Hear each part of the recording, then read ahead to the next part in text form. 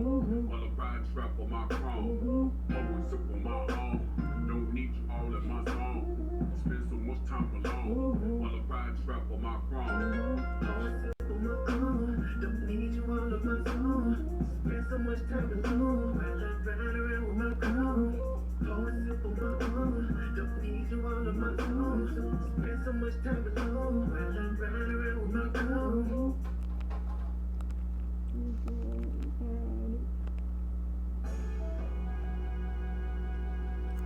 Oh, wow. I think, yeah, the order, I mean, not an oracle, but it's posted. Yeah, how I pulled out all the demons, got a nigga walking clean. Though I got the same drama, I don't think the same thing. My desire is the kingdom, fucking your damn dream. My reality is clear. Follow the creed, Shema, Yasha Allah, Yahweh Allah, Hayanawa, Yahweh Akkad. We serve one God. Be holy has the power to devour all our enemies. We be on the front line preserving our energy. Act like you kin to me and be a good use. I'm a living sacrifice and need a good boost. I got the juice, the water, and the cola. I'm like battery acid and baking soda. That's the word, super soldier. I'm striking you like a cobra on fire like supernovas. I'm a UPK soldier, 29 years older. So look at me as a babe. Picture, watch a real man behave with a beard, not a shade. Bridges are not a fade, with borders of blue and the old man in the grave. The shield of Dawada with the war man for a chain. I rock with the command and general all day. He keeps paving the way for niggas like me from the northern to the southern kingdoms. We face the east. I place a beast, even in solemn assembly.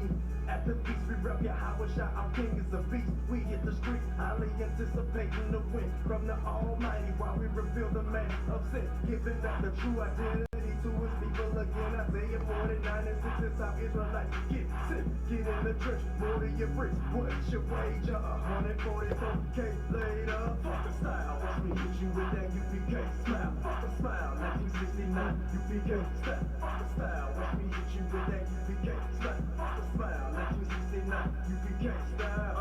Welcome to the jungle, rumble, young man. Rumble, don't fake, keep break, don't break, stay humble. If you getting out of line, tell me what do you expect the most tires playing chess and a check to the buy-in that gets called respect. Double honors to your elder, not just our glory heads, but brothers coming together, growing tighter on each other, like the leather of a cow. High brothers on post, northwest, east, south side, outside, prophesying outright, weather permitting, you stop and listen to the outcry, pumping through the alpine, the white man, the devil, that's true, damn right. What you smoking, get off of this glass like you need a light.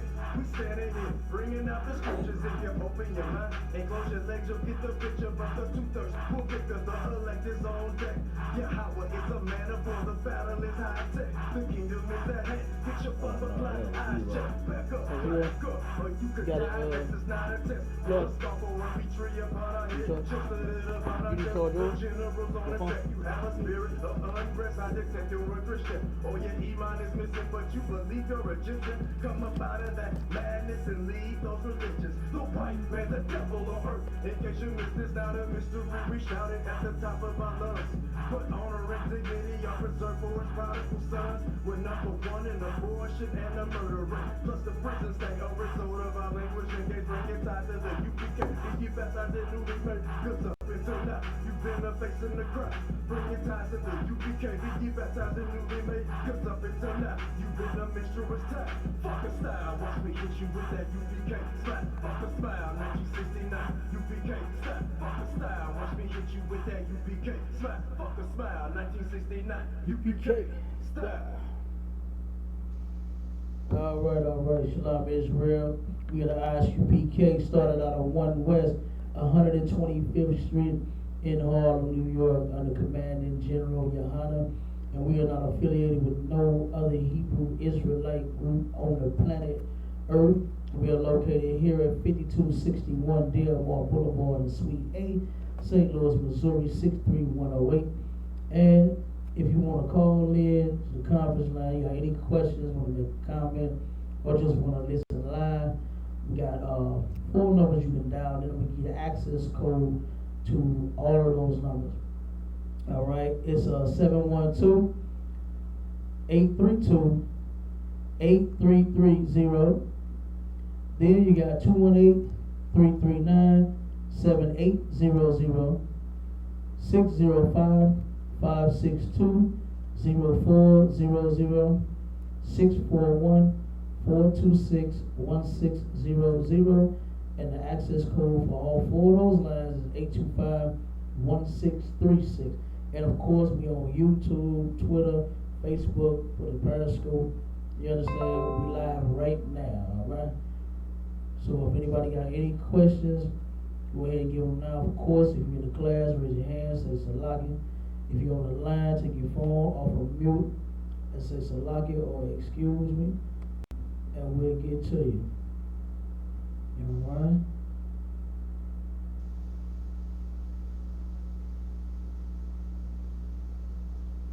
Let's see, I had one thing that I'm gonna see if they're gonna call, and they probably not. You know what I mean? We had a sister and a brother, we had two topics going. We had one about water baptism, and then we had one about Christ, you understand, being born of a virgin birth, meaning a woman never had sex. The sister actually said that God got Mary pregnant. You know what I mean? Good, nice. So they still on the Christian mumbo jumbo lot, you know. And we're gonna see if they're gonna call them. We're gonna give them a chance, you know, and see if they can explain it. They're from a group called Goshen. They're from the Goshen group. They from Goshen, you know, and we all from the ghetto. You understand? That's what Goshen was, the goddamn ghetto in Egypt. Like, what are you talking about? Right. You know? So, man, these fake Israelites, well, they ridiculous. You know what I'm saying? They get more and more ridiculous by the group, you know? So, and they're a stumbling block. You understand? Our people need the truth, okay? The Bible does not say that Christ was born of a magical birth. You understand? Like, just the different things that they said about that, about Christ being born because God impregnated Mary, that would mean he could not be the king of Israel. You understand? He could not be King of Kings and Lord of Lords if he was, if he was, Mary was pregnant, you know what I'm saying, by God. All right? You know what I'm saying? It had to come from the seed of David, like the Bible says. You know what I mean? And that's so ridiculous. Seed is another word for sperm. You know, real simple. Seed, sperm. So how did, you know, the scripture say that, you know, he comes from the seed of David as Joseph his father. You understand? If he did not have sex with Mary. The Bible is telling you he had sex with Mary, but fake Israelites don't believe it because they don't know.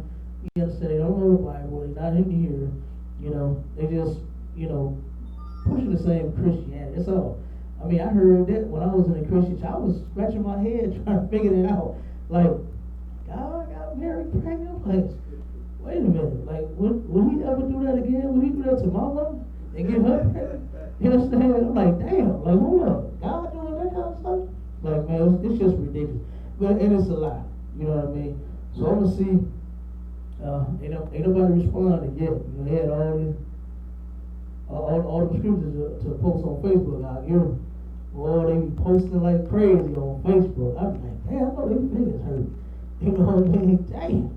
I be getting tired of posting all, typing all this, man. Call in class. You understand? The hell with that. You know. But yeah, we're gonna see if they're gonna call there. And if not, we're gonna move forward. We're gonna get on the topic, man. This is part 2 of affliction versus persecution. All right. And because the reason we're doing this the second time is because the live was down. You know what I'm saying? So we running it again. All right. And let's start off with affliction. You understand? What does affliction mean? We went over this in the last class. I'm sure everybody remember. Let's get it. What does the word affliction mean?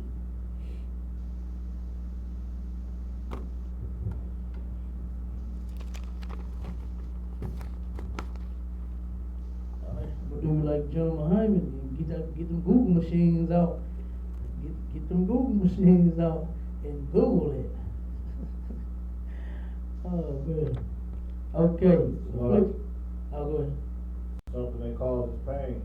Right, pain or suffering. Okay, and we went over the precepts as to why this people, blacks, Hispanics, and Native Indians, are being afflicted by God.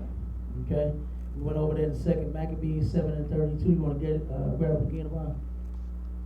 This is important. You understand? This is extremely important. Okay, and this is the thing that the preachers are not teaching in the church. They are not teaching us why we are going through the things that we're going through. You know, the first thing that they all start to say is, if anybody is down and out, if anybody has any problems, we all got goddamn problems. You know what I mean? We all is poor. We all ain't got good jobs. We all, you know what I'm saying? I mean, it's a few that have some, you know what I'm saying, some good jobs, but the majority of our people is not doing so well. You know, the oppressor, Salaki, the oppressor turned around and he had to, Rapayala looked at, it was I think it was a senator that had said this around the time Martin Luther King was, when he was doing all that nonsense he was doing, that marching. He had said that black people are doing way better than what they was, 10, 20 years ago, than what they are now. This was in the 60s, round about Martin Luther King time. See if you can find that for me. I forgot his name, but he lied. You know what I'm saying?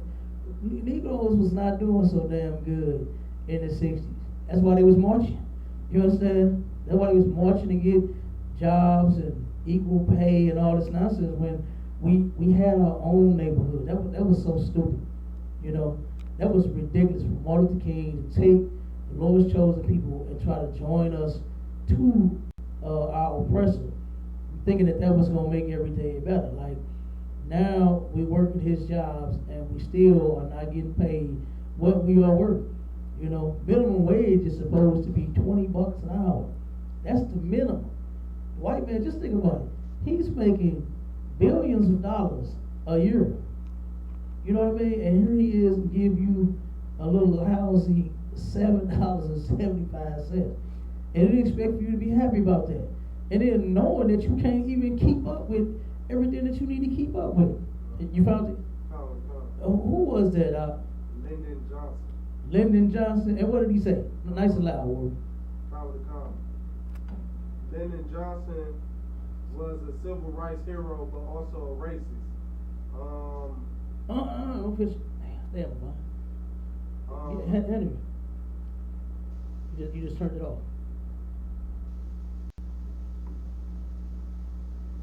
Watch the cord. Take the cord out before you break it. Hold on 1 second.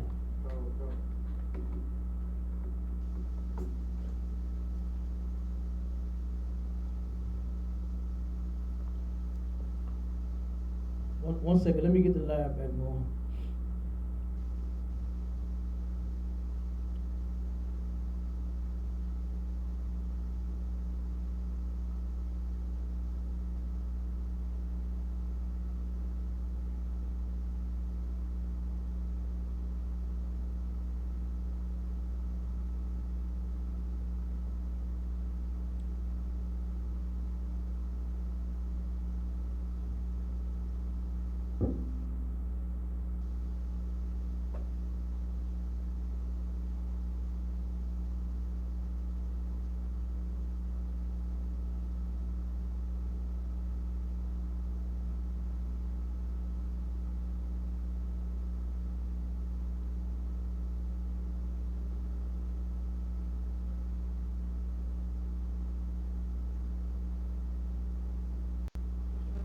Okay, I'll put the charger back through that top hole.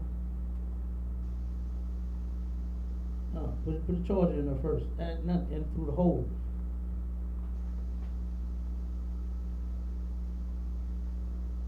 Now put that in there. Now the screen finna go black. Hold it 1 second. You got it all the way in there? Yes, sir. Okay, good.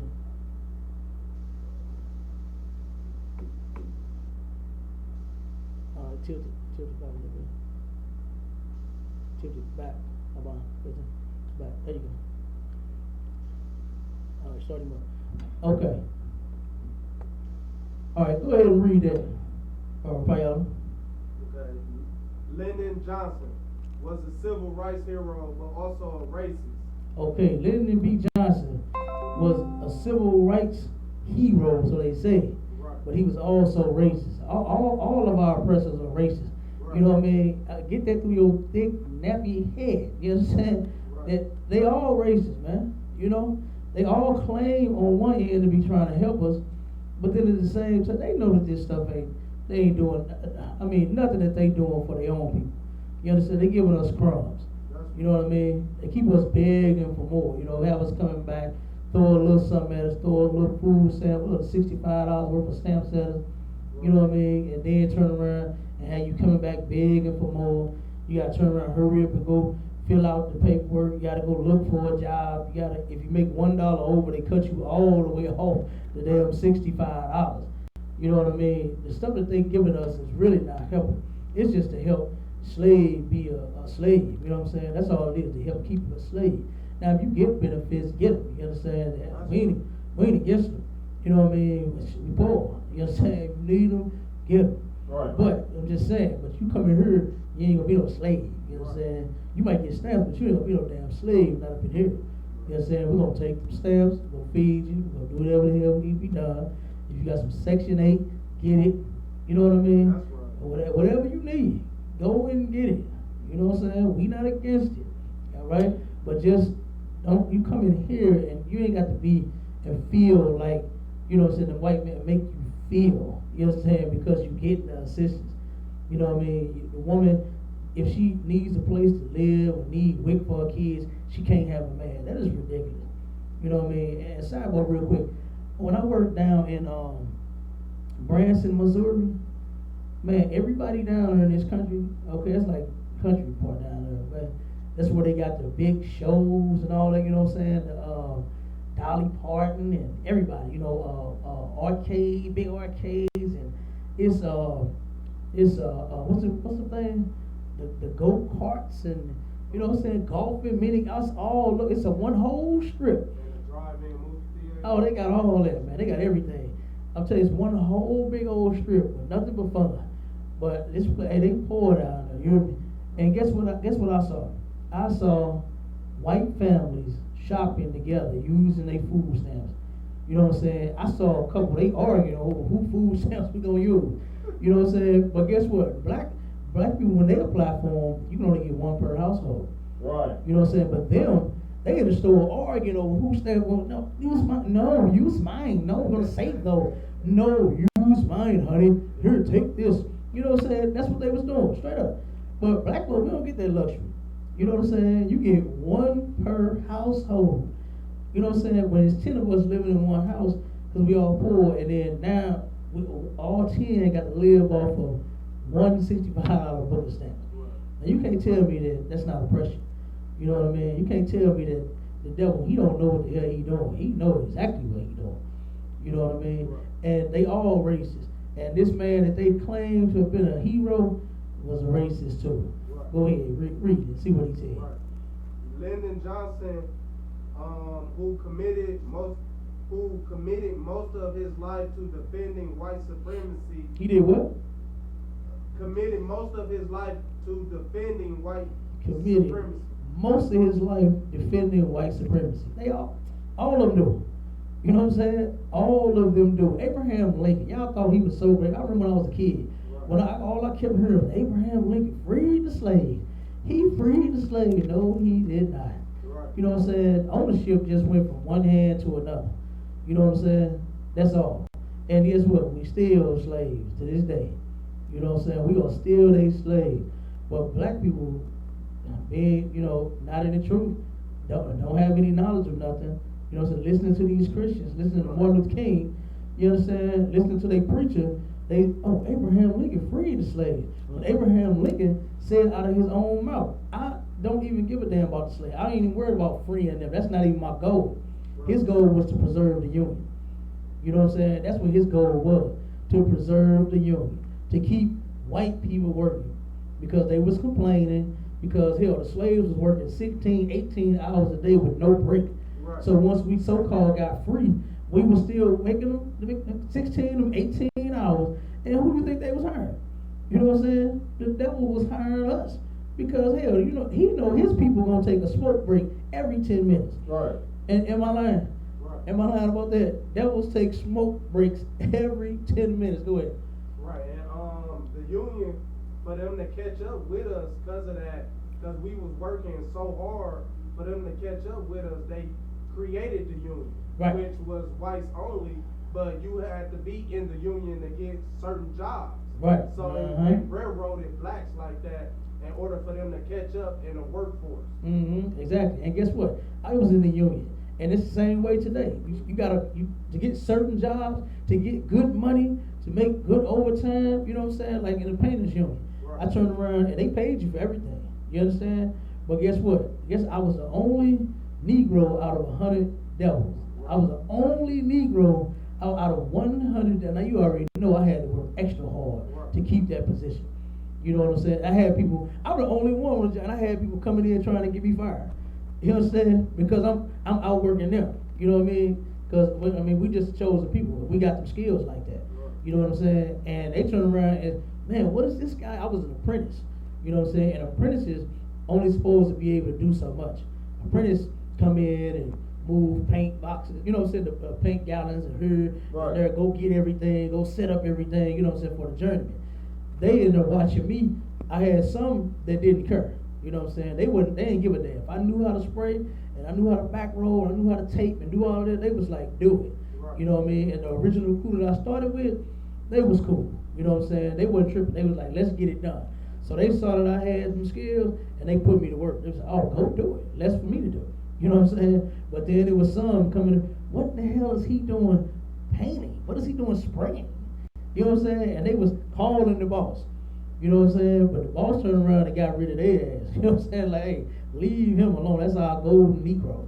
You understand? Leave him alone. Straight up, I was doing any and every damn thing. I'm telling you, I should have been owning the company. You understand? Right. But of course, we in hell. You know what I mean? But they paid you like it was $2 for every damn thing. If you go up 50 feet up in the air, that's $2. 100 feet up in the air, that's $2 more. 150 feet, that's $3. You know, it's $6 more. Right. If you go, if you got to wear a respirator, that's $2 more. You know, I mean, the union, they take care of their people. Right. You understand? Because guess what? It's only so many of us that even get in, that they let in. You know what I'm saying? And at that time, the way that I got in was because it was a push for minorities. You know what I'm saying? Because the government passed this law and said that there has to be so many minorities on every single job. You know what I'm saying? Trick is if they apply. So he still has a loophole, you know what I'm saying, that he can squeeze through to eliminate you from getting a job. He can simply say, hey, I didn't have any minorities apply. You know what I mean? I didn't have any, you know? So, hey, I just got this one. You know what I'm saying? I just got this one. So, you know, like I said, they that's what they were. And you're right, Payala, that's exactly what they did, and they still doing it to this day. Right. You know what I mean? It had nothing changed about it. Okay, but keep going. What else you say? Who's committed most of his life to defending white supremacy, he simply called it the nigger bill. He did what? He simply called it the nigger bill. He called it the nigger bill. You know what I'm saying? Good night. You can't tell me that our oppressors is not the devil the Bible speaks of. Right. You know? Right. Keep going. Con with a con. He said the nigger bill will make blacks will put blacks in a better position now that MLK has done most of the footwork. Okay, he says he's gonna put us in a better position. When this put us in a worse position. Right. You know, and Martin Luther King said that himself. You understand? What it's gonna do, it put white people in a better position. Because with us joining their businesses, working for them, Right. you understand? Like I said, they turn around, what do? We already built this country for nothing, for free. You know what I'm saying? And then they stole it. They ain't even, you know, they act like they walked up to the Native Indians like, how? You know what I'm saying? And gave them a bag of money for the land. You know what I'm saying? They murdered them, man. Right. They stole the land. Then they turned around and captured us and made us work for nothing.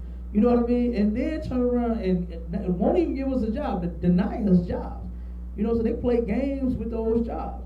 That's You understand? Like, for instance, they tell you see a hiring, now hiring, or workers wanted, help wanted, or something like that, Right. and you go in and tell you what you need to qualify for this job. You need so many hours of training and a degree, you know what I'm saying, associates, or masters, or bachelor, whatever it is, and then you go get the degree, and he'll come back and tell you, oh my God, you're overqualified. You know what I'm saying? Like, what in the hell? You know what I mean? How am I overqualified when I went and got exactly what you told me I needed to get the job? And I didn't understand that too until I got out here myself.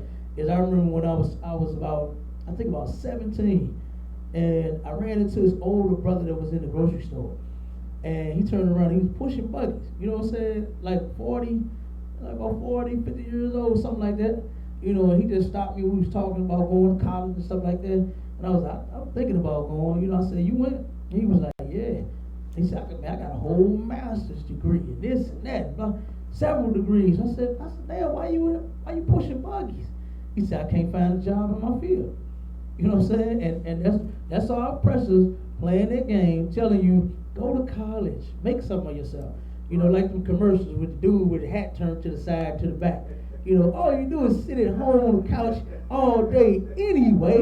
Go do something that's going to better your future. You know what I'm saying? They straight targeting an audience with that. You know what I mean? Like with their sister. You know what I'm saying? Little light skin, they had all the jewelry. And, you know what I'm saying? You see what she doing, Mr. 10 and all, you know what I'm saying? Bling and all over the place. You know, I got my education, you can get yours too. You know what I'm saying? All they doing is just trying to get our sisters to go to these colleges and acquire debt. You understand? Because they know already they're going to deny more than half of us from a job. You know, and it killed me. Like a few years ago, it came out an article. They did a special on not an article, but a news segment on the kids in what college is it on Grand Avon? Is that WashU? No, WashU is over in U City, right? St. Louis University. The who? St. Louis University. Yeah, they turned around and said that kids are going to college nowadays, getting degrees, there ain't even no jobs for them. Like, they getting degrees, they ain't even made a job for the degree they got you going to school for. You know what I mean? And you can't tell me that that's not hell. You know what I'm saying? That we not being oppressed here. Because when you taught, you know what I'm saying, when you little, get your education. Go to school, go to college, keep going to school, go to college, make something of yourself. And then when you go to make something of yourself, you don't even have a job at all. You know what I mean? What was the one? Business management. Man, I know so many people that got that business management degree and ain't managing nobody's business. Right. You know what I'm saying? Massage therapy. No, nobody's massaging nobody. They using that on their woman. You know what I'm saying? Or they man, but you ain't nowhere making no paper. Go ahead, Right. And the business management, they didn't tell you that you had to write out a business plan. Then where they catch us at, the blacks and Hispanics and natives, where they catch us up at is the loans. Now you got a good business plan, you went for business management, you did like you said, like you was just stating previously, you passed all the criteria. Mm-hmm. Now it's time for you to go get a loan from the bank, and you got a business management degree, so you're supposed to get the loan. Mm-hmm. You're supposed to automatically get approved for it, because that's what you went to school for, so you could be qualified for a loan to start your own business. You know, right. if not, then you didn't even need to go to school, because they still weren't gonna give you the loan. Nope. But that's where they railroad them at with the loans and stuff. Right. Now you can't get a loan to open up the business that you thought you was going to school to do. Yeah, exactly. You know what I'm saying? That's how they doing it. Right. You know what I mean? So, I mean, education is the key. I mean, yes, you need to be educated. You know what I'm saying? But this right here is the first education that black people, Hispanic people, Native Indian people need to be seeking. Right. Is the education in the Israelite school of universal practical knowledge. That's you know what I'm saying? Because this education here is what will see us through. As you can see, white man, you know, said our oppressors play games with his degrees and his education. You know what I'm saying? To keep us out. And then when you take the classes, you gotta take classes that's not even pertaining to your degree. You know what I mean? You have to do history and this and that, man. I'm trying to go do this. You know what I mean? And what I gotta take a history class for? You know what I'm saying? That's just how they doing it. You know? That's how they doing it. So, like I said, they still is doing the same thing. They shoveling the same nonsense, you know what I'm saying, on us like what they've been doing. Right. Keep going up. Count with the count. Then white, he simply called it the nigger bill. Then in 1957, Johnson would help get the nigger bill passed, known to most as the Civil Rights Act of 1957. With the 1964 Civil Rights Act and the 1965 Voting Rights Act, the segregationists will go to their grave knowing the cause they have given their lives to had been betrayed. Frank Underwood style by a man they believe to be one of their own. So they basically trying to say that even though he was a white supremacist, he still helped blacks out. But in reality, them bills never helped blacks out. Not at all. You know, and he was trying to say them bills will help the progression of MLK and what he did.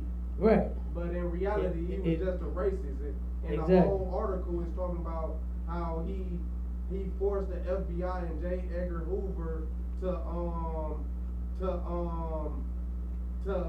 further help the Klan, the Ku Klux Klan, Of course. through the Fair Housing Act. Of course. So that helped the Ku Klux Klan be able to, you know, house their the white supremacists and stuff like that. So it's like he's supposedly helping niggers, but in reality he wasn't. He did it all. You know what I'm saying? So that's enough on that out the water. That's enough on that. But I just want to get to that point to where they always throwing this big cloud of smoke in front of black people. Like, look at how good you're doing. You got it better than, you know what I'm saying, most black people and all that.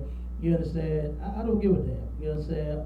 I ain't gonna be comfortable and settled until all my people doing good. Right. You know what I'm saying? I don't care about no one or two, you know what I'm saying, slam dunking a ball or doing some. As a matter of fact, I want to, let me pull this article real quick, man. Cause this is ridiculous. A sideboard real quick. This brother,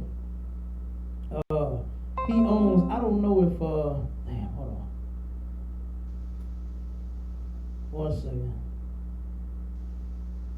This brother, he owns Worldwide Technology. I don't know if anybody know where that company is at, but it's out in, is that Bridgeton or Maryland Heights? Which one is that? I think it's Maryland Heights.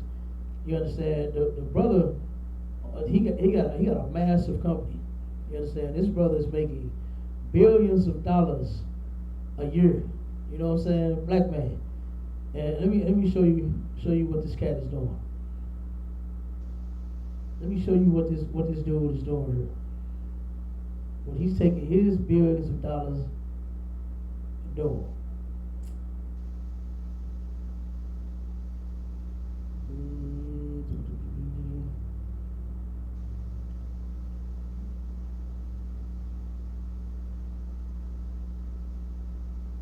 About pulled it. Hold on, this might be it. Yeah, here we go. I got it. I'm gonna just read it, just a little bit of this. It says, St. Louis billionaire writes big check to Republican fundraising group. You understand? Now look at this brother, man. He's a billionaire. You understand? He is a billionaire. The dude has over, I think, man, let me just read. It's like 4,500 employees total, 2,500 workers. This cat got it going on.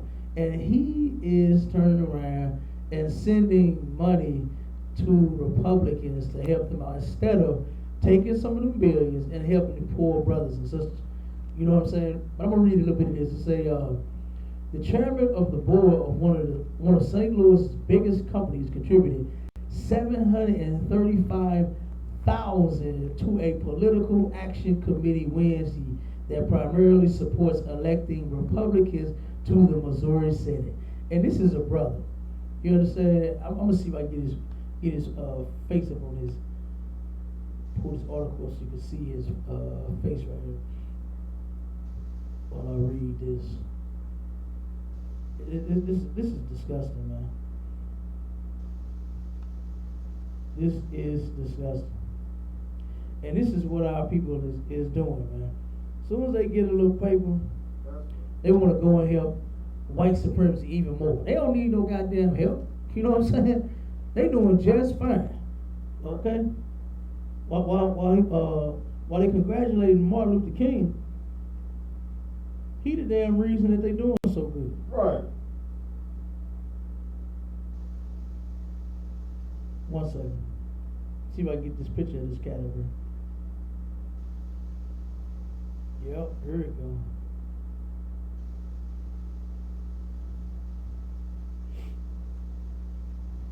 See if I can get this brother's picture up here, man. There we go. You understand? This is him. All right. This is the brother that donated down there $1 million to put more oppressors in office. You understand? Get the hell out of here. It says the contribution by David Stewart, who founded Worldwide Technology in 1990, is the second largest reported by the Missouri Ethics Commission this year and one of only 8 over 700,000 since 2016. It says the money is headed into the account of CLPAC, which was formed in 2017. The treasury of the PAC, attorney Mark Milton of St. Louis, did not respond to a request for comment. It says Ethics Commission reports show most of the money the PAC collects has gone to help the GOP keep its super majority in the legislature's upper chamber, but it has not previously received such a large one-time chunk of cash. So what they trying to do is just make sure that they stay on top, basically. You know what I mean? And here you go, you got a Negro. You understand? This cat is a billionaire, a St. Louis billionaire. Do you know how much, what he could have done, what he could have helped? You understand how he could have helped his people out? You know what I mean? With $35,000, damn near a whole million. You know what I mean? He could have been housing brothers. He could have been, man, and I mean, he could have turned around and bought a couple of buildings, and he would have had some black people that volunteered just to help feed them, house them, clothe them, all of that, man. You know what I'm saying? But then it says Stewart's company is a leading provider of technology products, services, and supply chain solutions to customers around the world. He could not be reached for comment. Over the past 5 years, WWT, Worldwide Technology, has been paid $212 million by the state for technology-related contracts. That's just that. Then it says since July 1st, the company has been paid about $2.7 million from state to state. Understand? Then it says the company earns about $9 billion in revenue. This cat is $9 billion a year, man, and has 4,000 employees, including 2,500 in the St. Louis area. Says Stewart has been active in state government issues. Earlier this year, he partially financed a dark money group advocating for changes to how colleges and universities handle sexual misconduct claims. And see, this is what they do. They go and they take their money and put it somewhere where it's not really necessary that you even advocate for that. You understand? What needs to happen is the sisters that turn around and go through the sexual harassment, you understand, they need to turn around and they need to say something. You know what I mean? They need to be in the ISUPK so we can turn around and protect you from that. You know what I'm saying? Because your boss or your, has joined. whoever, you know what I'm saying, you under, at college or your professor, whoever should not be sexually harassing you. You know what I'm saying? So like I said, sexual misconduct in the workplace and this and that, it is a big deal. You understand?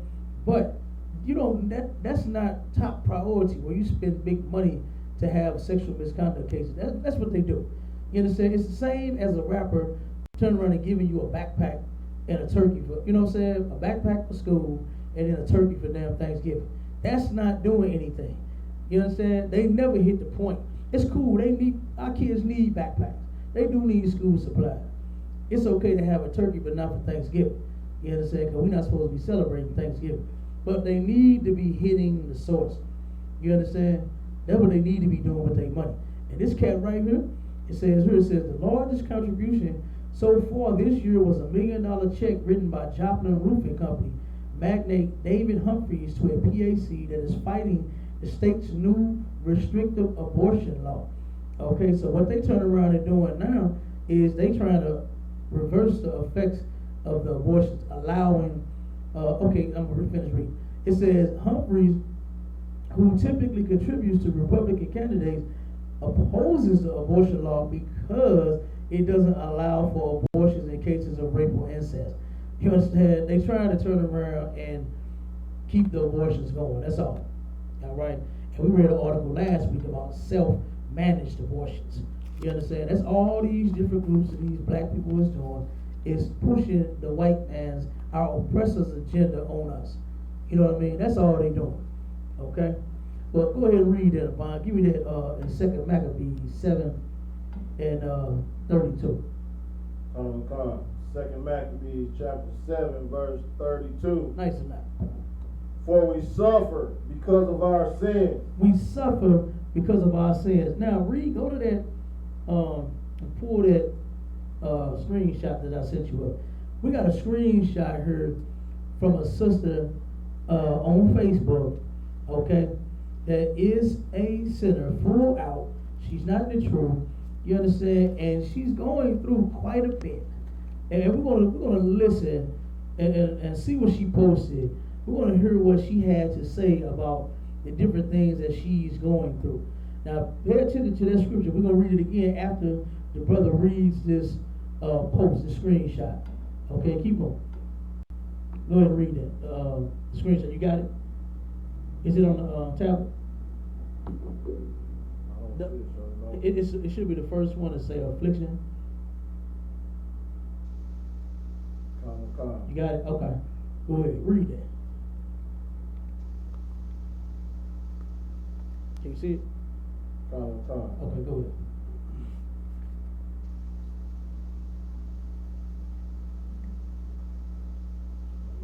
No, you ain't gotta read her name. All right.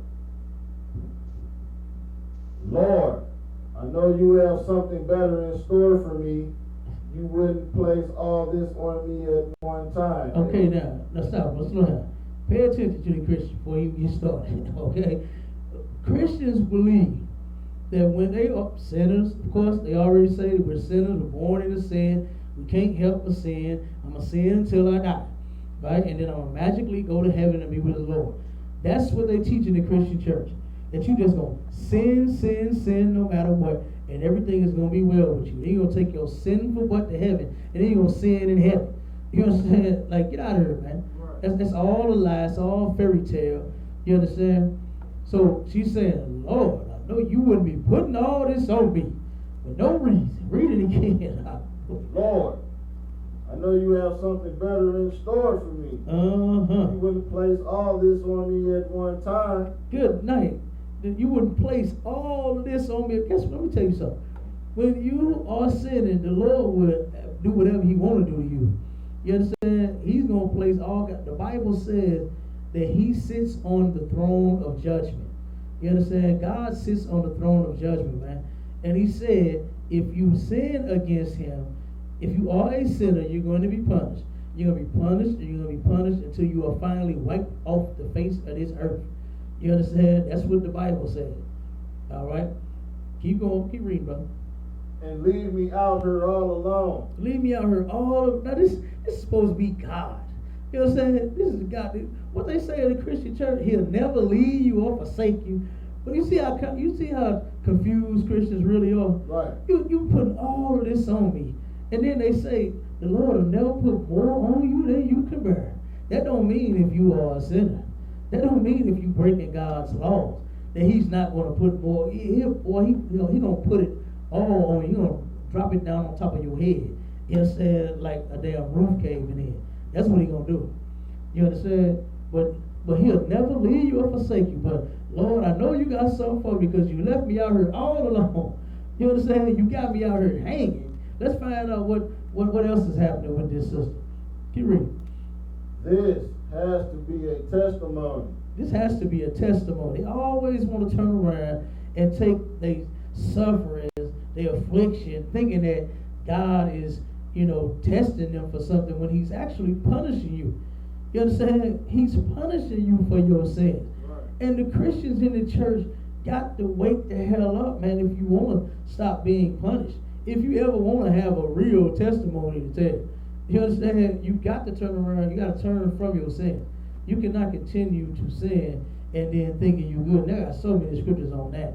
You know what I'm saying? It's ridiculous. Go ahead, Doc. Come. Like no other of how you brought me out of Salaki. Mm-hmm. This has to be a testimony like no other of how you brought me out, Jesus. How did He bring you out when you still in it? You just said that you going through so much. This has to be a testimony, and you brought me out. You ain't out of nothing.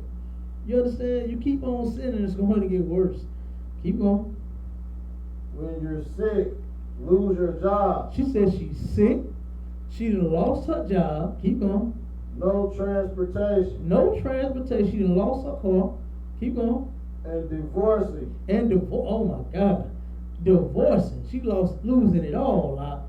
She lost her job. She losing her health. She lost her car. She losing her husband. Keep going. All at once. All at once. Keep going. God, I still give you glory. God, I still give you glory. Man, what you need to be doing is giving God some obedience. That's what you need to be doing. That's what may possibly change your situation, turn it around, is if you give Him your obedience, not you giving Him no damn glory. He don't want to hear that. You are a sinner. The Lord don't even want to hear from you. You understand? You praying. I'm sure she probably pray all day and all night. Who's hearing her prayers? Nobody. Right. You know what I'm saying? Who is hearing her pray? Nobody. Why I say that? Because it's what the Bible's saying. You understand? Keep going. You are my only hope. You my only hope, but you left me out there all alone. You see that? You see the Christian? You hear Christianity at its finest? You left God. You left me out here all alone, but now you my only hope. You understand? How is God your hope when He left you out there all alone? Right. That don't even make sense. You understand? Is that it? Go ahead, Doc. When I feel helpless, you are my only strength. She done fell helpless, and He's her only strength. She already said that He ain't even helping her. He left her out there alone. That's what she said. Am I right? God. This is straight up out of the Christian's mouth. That God, you left me alone. But now you my only hope. And you my only, man, I'll tell you something. Christians really know for real, what they doing. They know. You understand? But it's just like, okay, I'm sinning. I know I'm sinning. I'm going to do this. But as soon as something happens, like, you know how Negro go to jail? You know what I'm saying? When he's selling that work and he making all that paper, boy, he doing good. He kicking it. He out shopping, hitting the malls, buying clothes, buying hoes, and everything else he want. But as soon as he get caught, oh, Lord, please. You know what I'm saying? If I turn around and beat this 5-10 years, Lord, I ain't going to never do it again. You know what I'm saying? How I know when I did it my damn self. You know what I'm saying? Boy, I was out here balling out of control. As soon as I got caught, oh, Lord, help me, please. You understand? I'll never do it again. Man, that lasted about a week. You understand? I got out and went right back the door and said, man, I'm going to leave this stuff alone. I'm going to try to stick to what I said when I was in that cell. You understand? That phone started ringing. Oh, I got to go to work. You understand? I got to get busy out here. Yes, and I know so many, but everybody I was locked up with was saying the same damn thing. They're saying the same prayer. You understand? But guess what? It wasn't working. You know what I mean? It did not work. Is that it, Amon? Got a little more?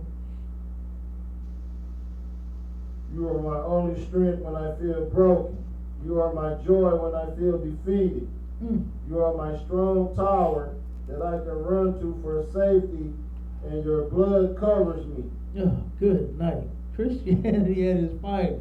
Read that scripture again. Now, this woman goes to church. She's a sinner. She admits it. You understand? She's all of that. But the Lord is her strength, her safety, and her tower. You know what I'm saying? And all of that. Right? Keep read it again. 2 Maccabees chapter 7 verse 32. For we suffer because of our sins. You're suffering because you are a sinner. You know what I'm saying? Not because the Lord is putting you through a test to see how you gonna hang in there. Right. If you gonna hold or you gonna fold. You understand? Come on, man. This ain't no test yet. Okay? This is you being punished. Okay? Now go to give me Amos 3 and 6. We're going to run through a few of these scriptures. Amos chapter 3 verse 6. No. What was it? 2. No, just start at 1 again. We started at 1. Amos 2, 3 and 1.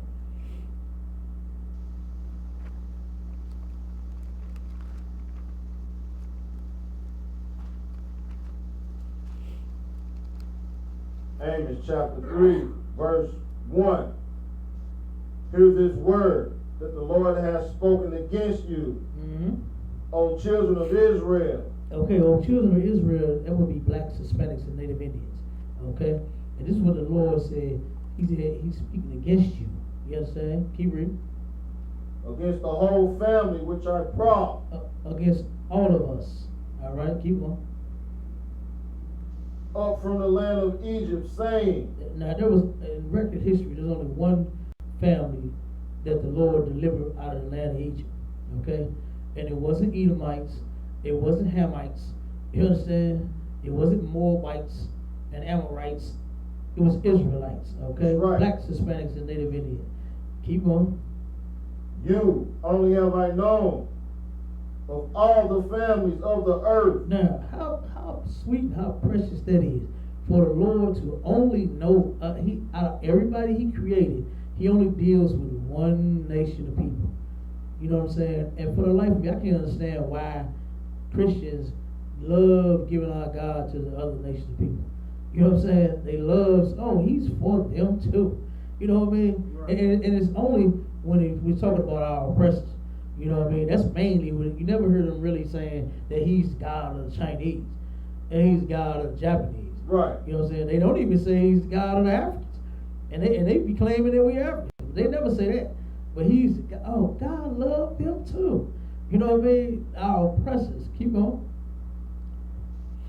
Therefore, I will punish you for all your iniquity. The Lord said, I will punish you for your iniquity. Out of everybody else in the that's just like, when you take your child to school, right? They sit in the class about 25, 30 other kids. You're not concerned with all the other 29 kids in the class. Right. You worried about yours that's sitting in there. You know what I'm saying? So if yours is playing pencil break, like I used to play pencil break. You know what I'm saying? Look, Bob used to do it too. Right. Boy, I used to break so many damn pencils, boy. Man, when I first saw, I don't know what the hell it was about that game. But man, when I first saw that one nigga, I'm like, ooh, damn, boy, got a whole pack of pencils right now.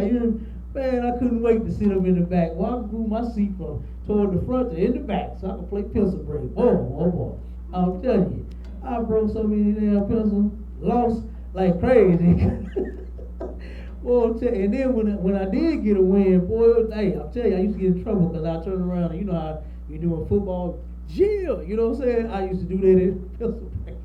Right. You know what I'm saying? But go ahead. And then the niggas will try to come with the fat pencils.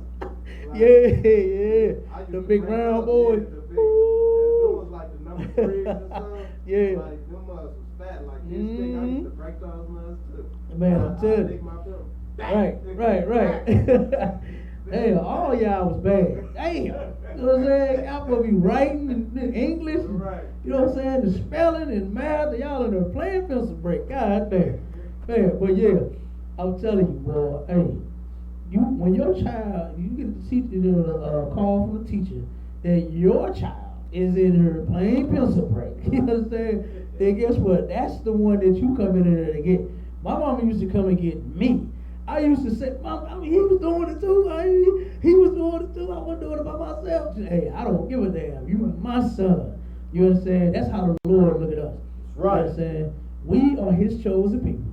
And since He only gave us the law, you know what I'm saying? And since we breaking them, you understand? That He's going to punish us for our sin. That's what that sister is going through. You understand? That sister is going through that because she's sinning against the Lord. Okay?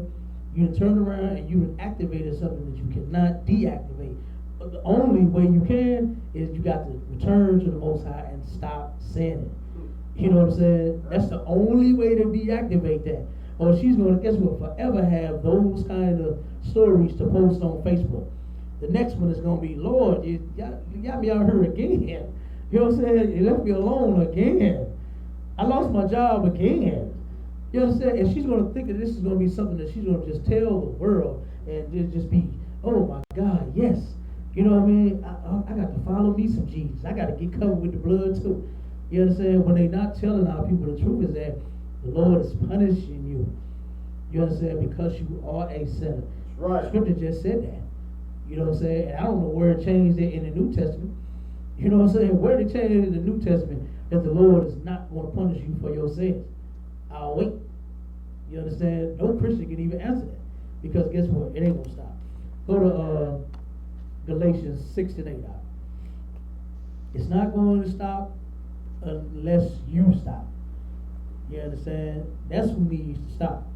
All right? Is our people. We need to stop and stop being so damn proud of being a sinner at that. Like, them Christians are proud of that, man.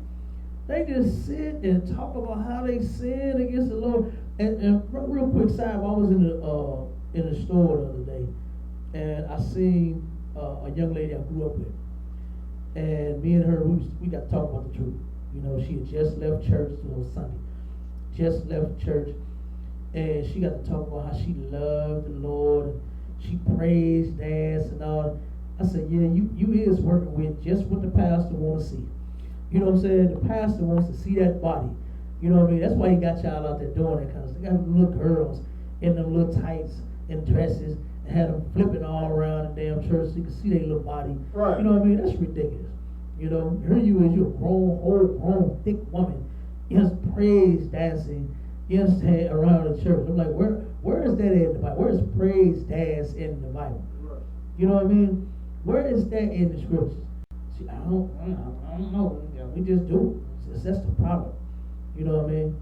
That's the problem. Then she turned around and went to the freezer as we walking and talking and goes to pick her up some shrimp and some pork. I said, oh my God. I said, I thought you said you love Jesus. You know what I'm saying? I said, if you love Jesus like you claim, you wouldn't be eating no damn shrimp and no pork. She said, oh, I got to have my shrimp. Oh yeah, I got to have that shrimp. I got to have that pork. And anything else I want to eat. And then another sister with a set of demons walked past, and she started laughing loud. And she said, you got that right, girl. I'm going to eat my damn pork. And I just left church too. I said, good night. You know what I'm saying? But you love the Lord so much. Right. You know what I'm saying? And that's what Christianity teaches our people to do. It teaches them to disobey the Lord and make it all right. You understand? That's what it does, man. It teaches you to not to fear the Lord like what the Bible says to do. The Bible says to fear God. Why? Because you eat that pork, He's going to give you high blood pressure, cancer, you understand? Kidney failure.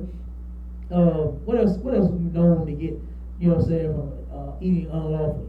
I mean, all of that, man. Any upper respiratory infection you can get from eating unlawful foods.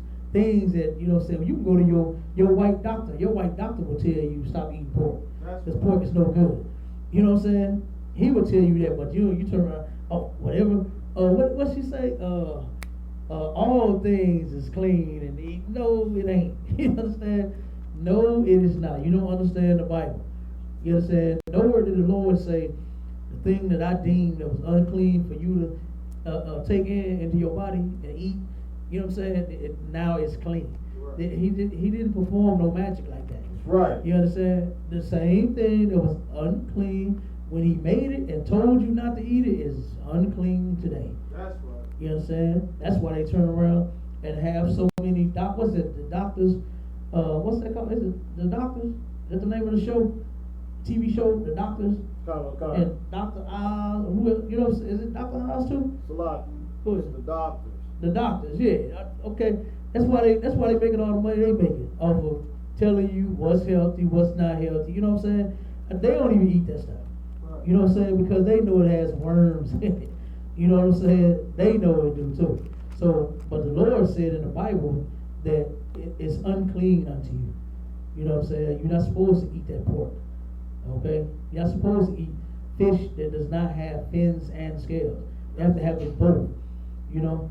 You're not supposed to eat sea creatures like roaches. You know what I'm saying? Like shrimp. Those are roaches. You know what I'm saying? Those are sea roaches. Right. Okay?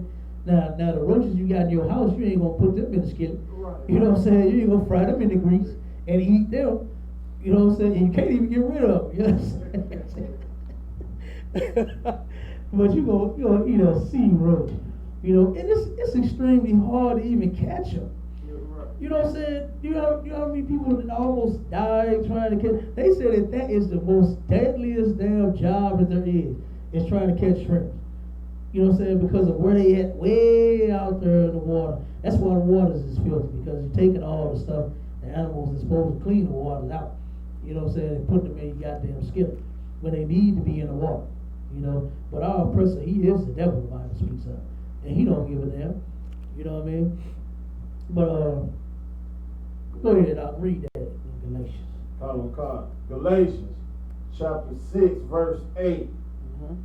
For he that soweth to his flesh shall of the flesh reap corruption. Okay, so we broke this down. You turn around and sow to your flesh, you're going to reap corruption. You understand? If you turn around like, okay, the lust of your flesh. If you turn around and, you know, won't support and you eat it, you're going to turn around and get them worms and you're going to get sick. You know, you're going to reap that corruption. You understand? What the scripture say, whatever man sows, what he reap. You know what I mean? I know so many people in my family, man, that's on dialysis and having heart attacks and strokes and they got diabetes and taking 30 and 40 pills every damn day, and they praising Jesus for it. They thanking the Lord about it because I'm here to live another day. But look at you sick as hell. Right. You know what I mean? Feet getting cut off, getting gangrene, you know what I'm saying? All kinds of stuff, man. You get your foot chopped off and you thanking the Lord. The Lord is the one chopped your foot off. You know what I'm saying? You thanking God because you got diabetes. The Lord is the one that gave you diabetes. Right. You know what I mean? Like, come on. You know, but that's Christianity for you. Like that sister posted, God, you left me out here all alone. I'm going through so much at one time. This has to be a testimony. I know you got a plan for my life. And he sure does. You understand? And it ain't the one that you thinking about. You know? Because I don't know no prayer warrior that ever reversed a prayer and a sickness and a disease and a punishment that the Lord put on you. You understand? You can pray a warrior all the hell you want. You know what I mean? But guess what? The Lord, the scripture say, nobody can turn around and deliver you from my hands. And this is the stuff that needs to be taught. You know what I'm saying? The fear of the Lord, not making him your best friend. You understand? Or somebody that you really don't give a damn about. You know what I'm saying? Because that's actually what those two sisters displayed in that grocery store. You understand? That one turned around and laughed out loud and said, I'm going to eat my pork.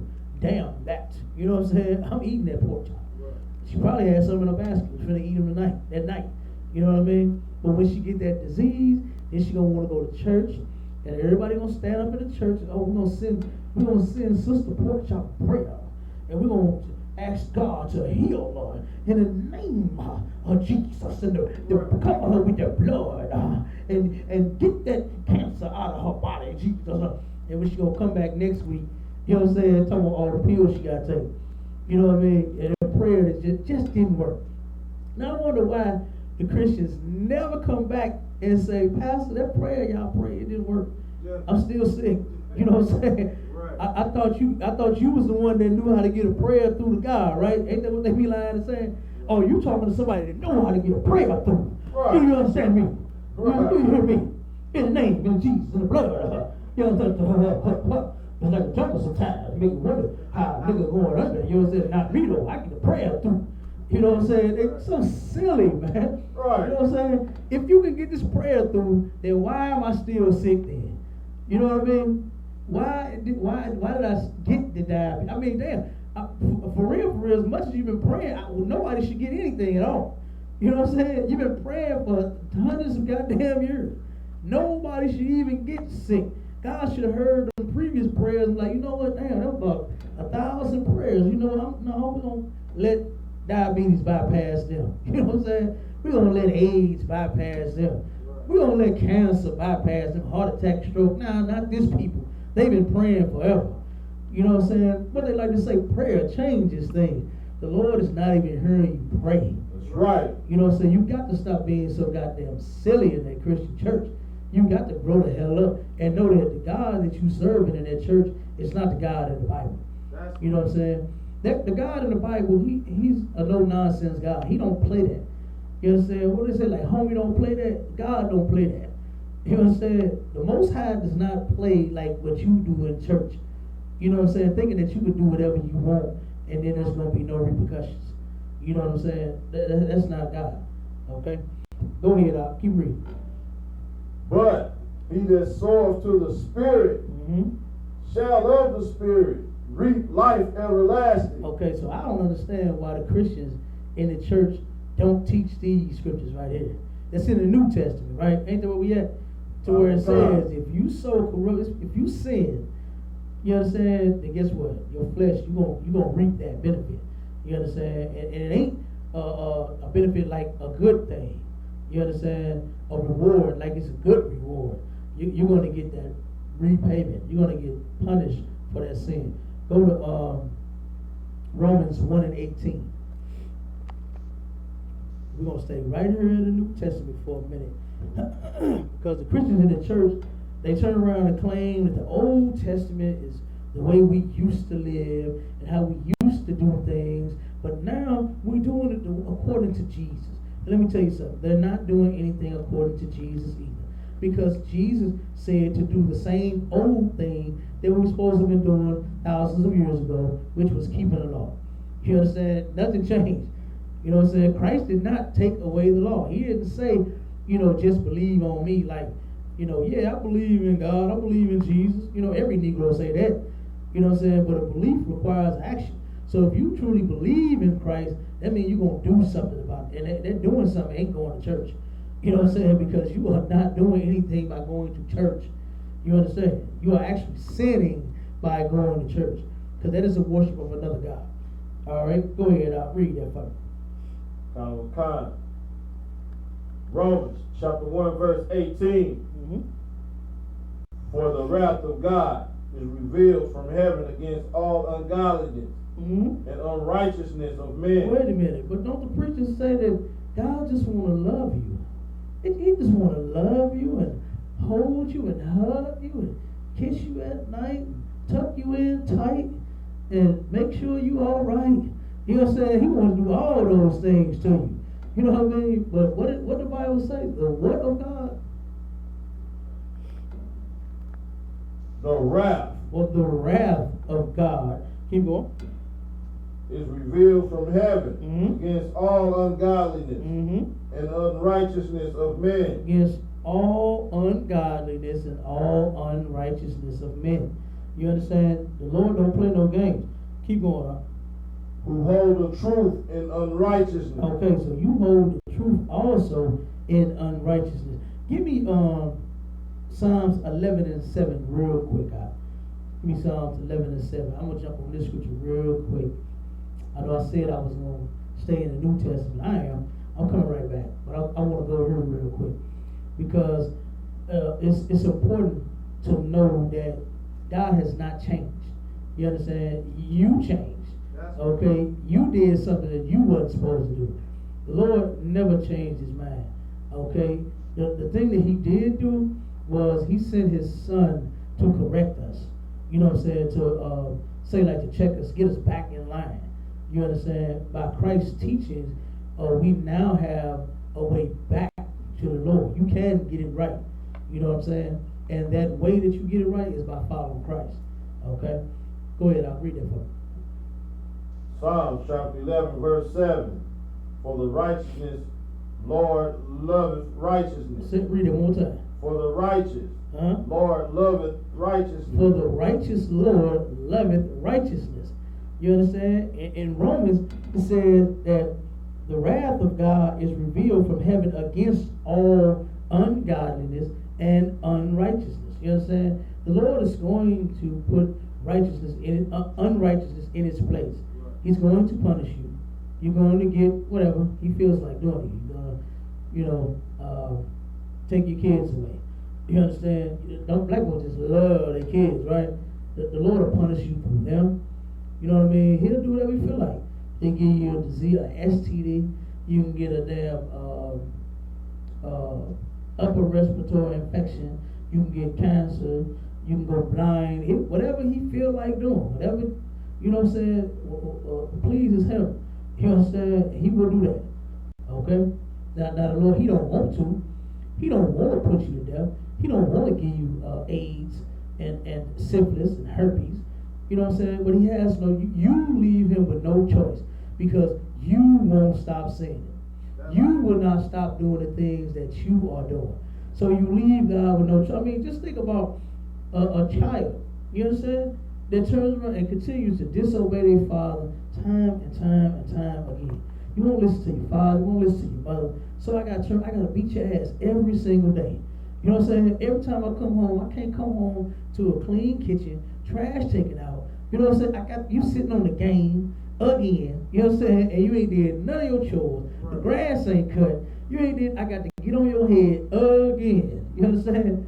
I got to get on your head again. So you leave me with no choice but to continue to beat your ass. You know what I'm saying? And then you turn around and you still, I take the game away from you. Still ain't clean the kitchen. You still ain't cut the grass. You know, so I got to continue to get on your head. And that's what the Lord is going to do. You keep sinning, you're going to keep getting punished until finally he's going to throw you all the way away. You understand? Go ahead. Keep reading. His countenance doth behold the upright. Okay, so the Lord, he upholds the upright. All right. Go to Romans 2 and read 5 through 9.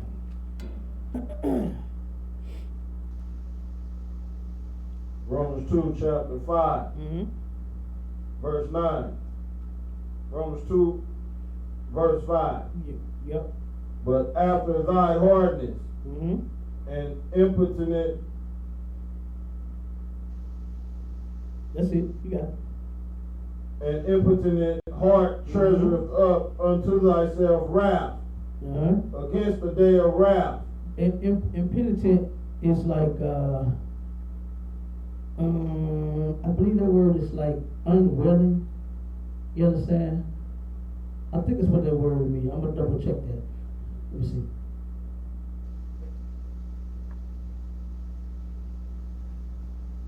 Keep reading about it. Impenitent heart treasureth up unto thyself wrath against the day of wrath. It's like shameless, you understand? Go ahead. And revelation of the righteous judgment of God. Okay, so by you being shameless, you understand, and treasuring up unto thyself wrath against the day of wrath and revelation of the righteous judgment of God. Okay, you turn around and you are sitting there, you just stacking it up. You understand? That's basically what they're saying.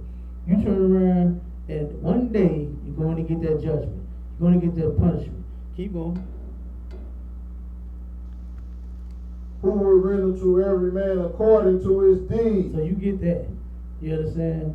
He's going to render to every man according to his deeds. All right? Keep going.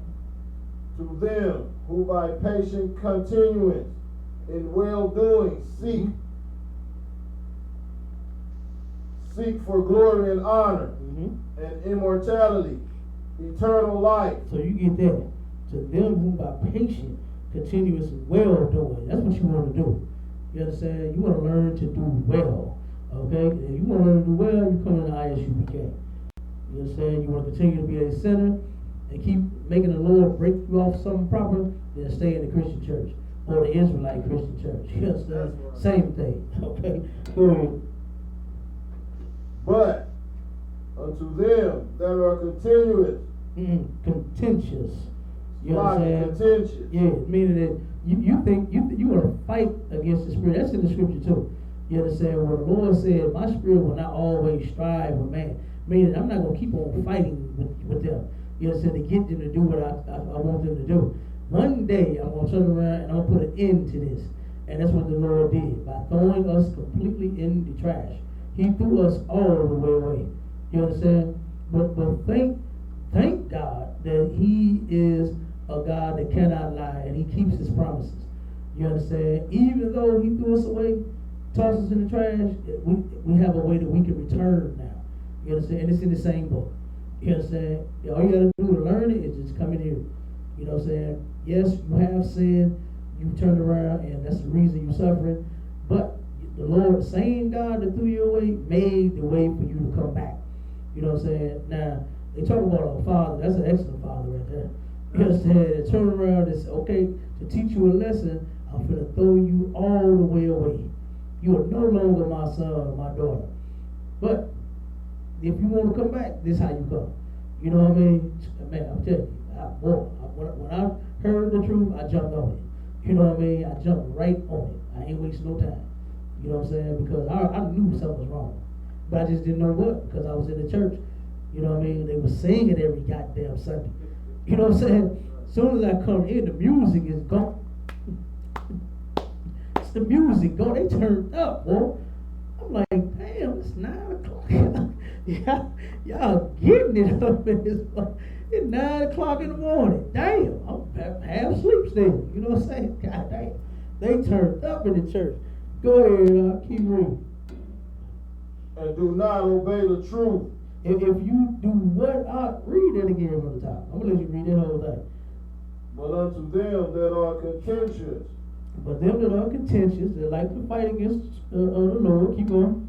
and do not obey the truth, And do not obey the truth, keep on. but obey unrighteousness, indignation and wrath, Keep on. tribulation and anguish. What? Tribulation and We anguish. got tribulation and anguish coming. You got a lot of pain coming, boy. I'm telling you, you're going to be afflicted by God.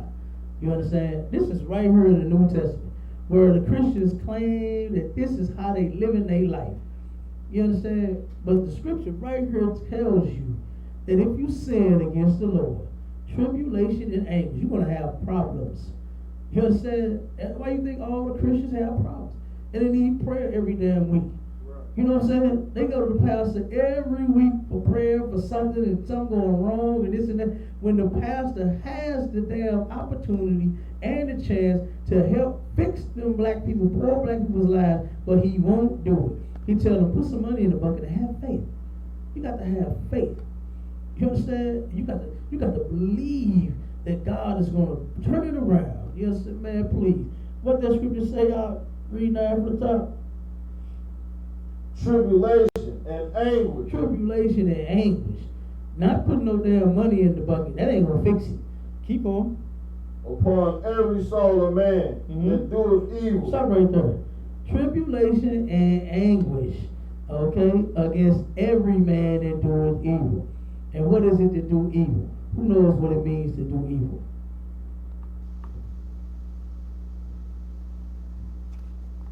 I know somebody knows. Somebody's doing evil in here. Go ahead. Come on with it. Whoever wants to go ahead. Go ahead, Pilot. To do evil is to transgress the law. Absolutely. You know what I'm saying? Absolutely. Breaking God's law. Right. That's what it means to do evil. Okay? tribulation and anguish to every soul that's sinned against the Lord. All right? So you're going to be afflicted. If you want to be afflicted by God, then stay in the church, stay in the Israelite church. You know what I'm saying? Stay believing that Joseph did not have sex with Mary. You understand? Because the scripture did say that they do not obey the truth. Right. You understand? It's in the Bible that Joseph has sex with Mary. The Bible is only one way for a man to be born. You know what I'm saying? It even says that. You know what I'm saying? But I think I got a text from the Joseph and the Mary nuts. Let me see. Nope, they're not gonna call. They said, "Oh, I'm okay." You understand? They love. Oh, they never call. Tell you. Oh, they never do it. Man, they love hiding behind them computers, don't they? Right. They love hiding.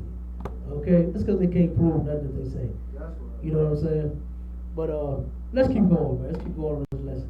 Let's jump to the persecution. Now, once you turn around and you do come into the truth and you do stop sinning, let's find out what happens then. Go to give me Isaiah 48 and 10. Because there is when you sinning, when you sinning against the Lord, the only way to stop that from you being afflicted is if you start to obey Him. You have to do what the Bible says, which is to repent. And repentance don't just mean say I'm sorry, you know what I mean, and then continue to do whatever it is that you're doing. It made you say you were sorry. You know, you have to turn around and you have to stop sinning completely. You have to change. You know what I mean? That's what repentance is. You're changing your mind from you once breaking God's laws to now you're going to keep His laws. You understand? That's what repentance is. All right? And now, when you come into the truth, you're going to get persecuted. Like, for instance, the Christians in the church, they have all these different testimonies of how once they started serving Jesus Christ,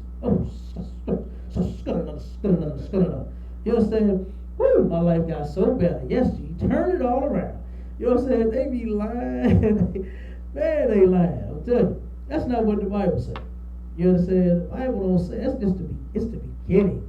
You understand? Yeah, you all right when you come into the truth. Now that we go to church, but when you come into the truth, yeah, you like say in a sense like made amends with the Lord. You done fixed that problem that you had with the Lord. You know what I'm saying? You was disobeying Him like crazy, but now you turn around, you're serving Him and you're obeying Him. So instead of you being punished, you're no longer being punished for your sins because you stopped sinning, you changed. You know what I'm saying? So this is like a father when he finds out the son is taking the trash out routinely every day, every week. You know what I'm saying? He good now. You know what I'm saying? You know that he's gonna come home unless he's a nut and just whoop you because you took out the trash. You know what I'm saying? And that doesn't happen. You know what I'm saying? It may do some nuts out there, but it don't happen in the majority of households. Okay, but you turn around and you stop sinning, then comes persecution.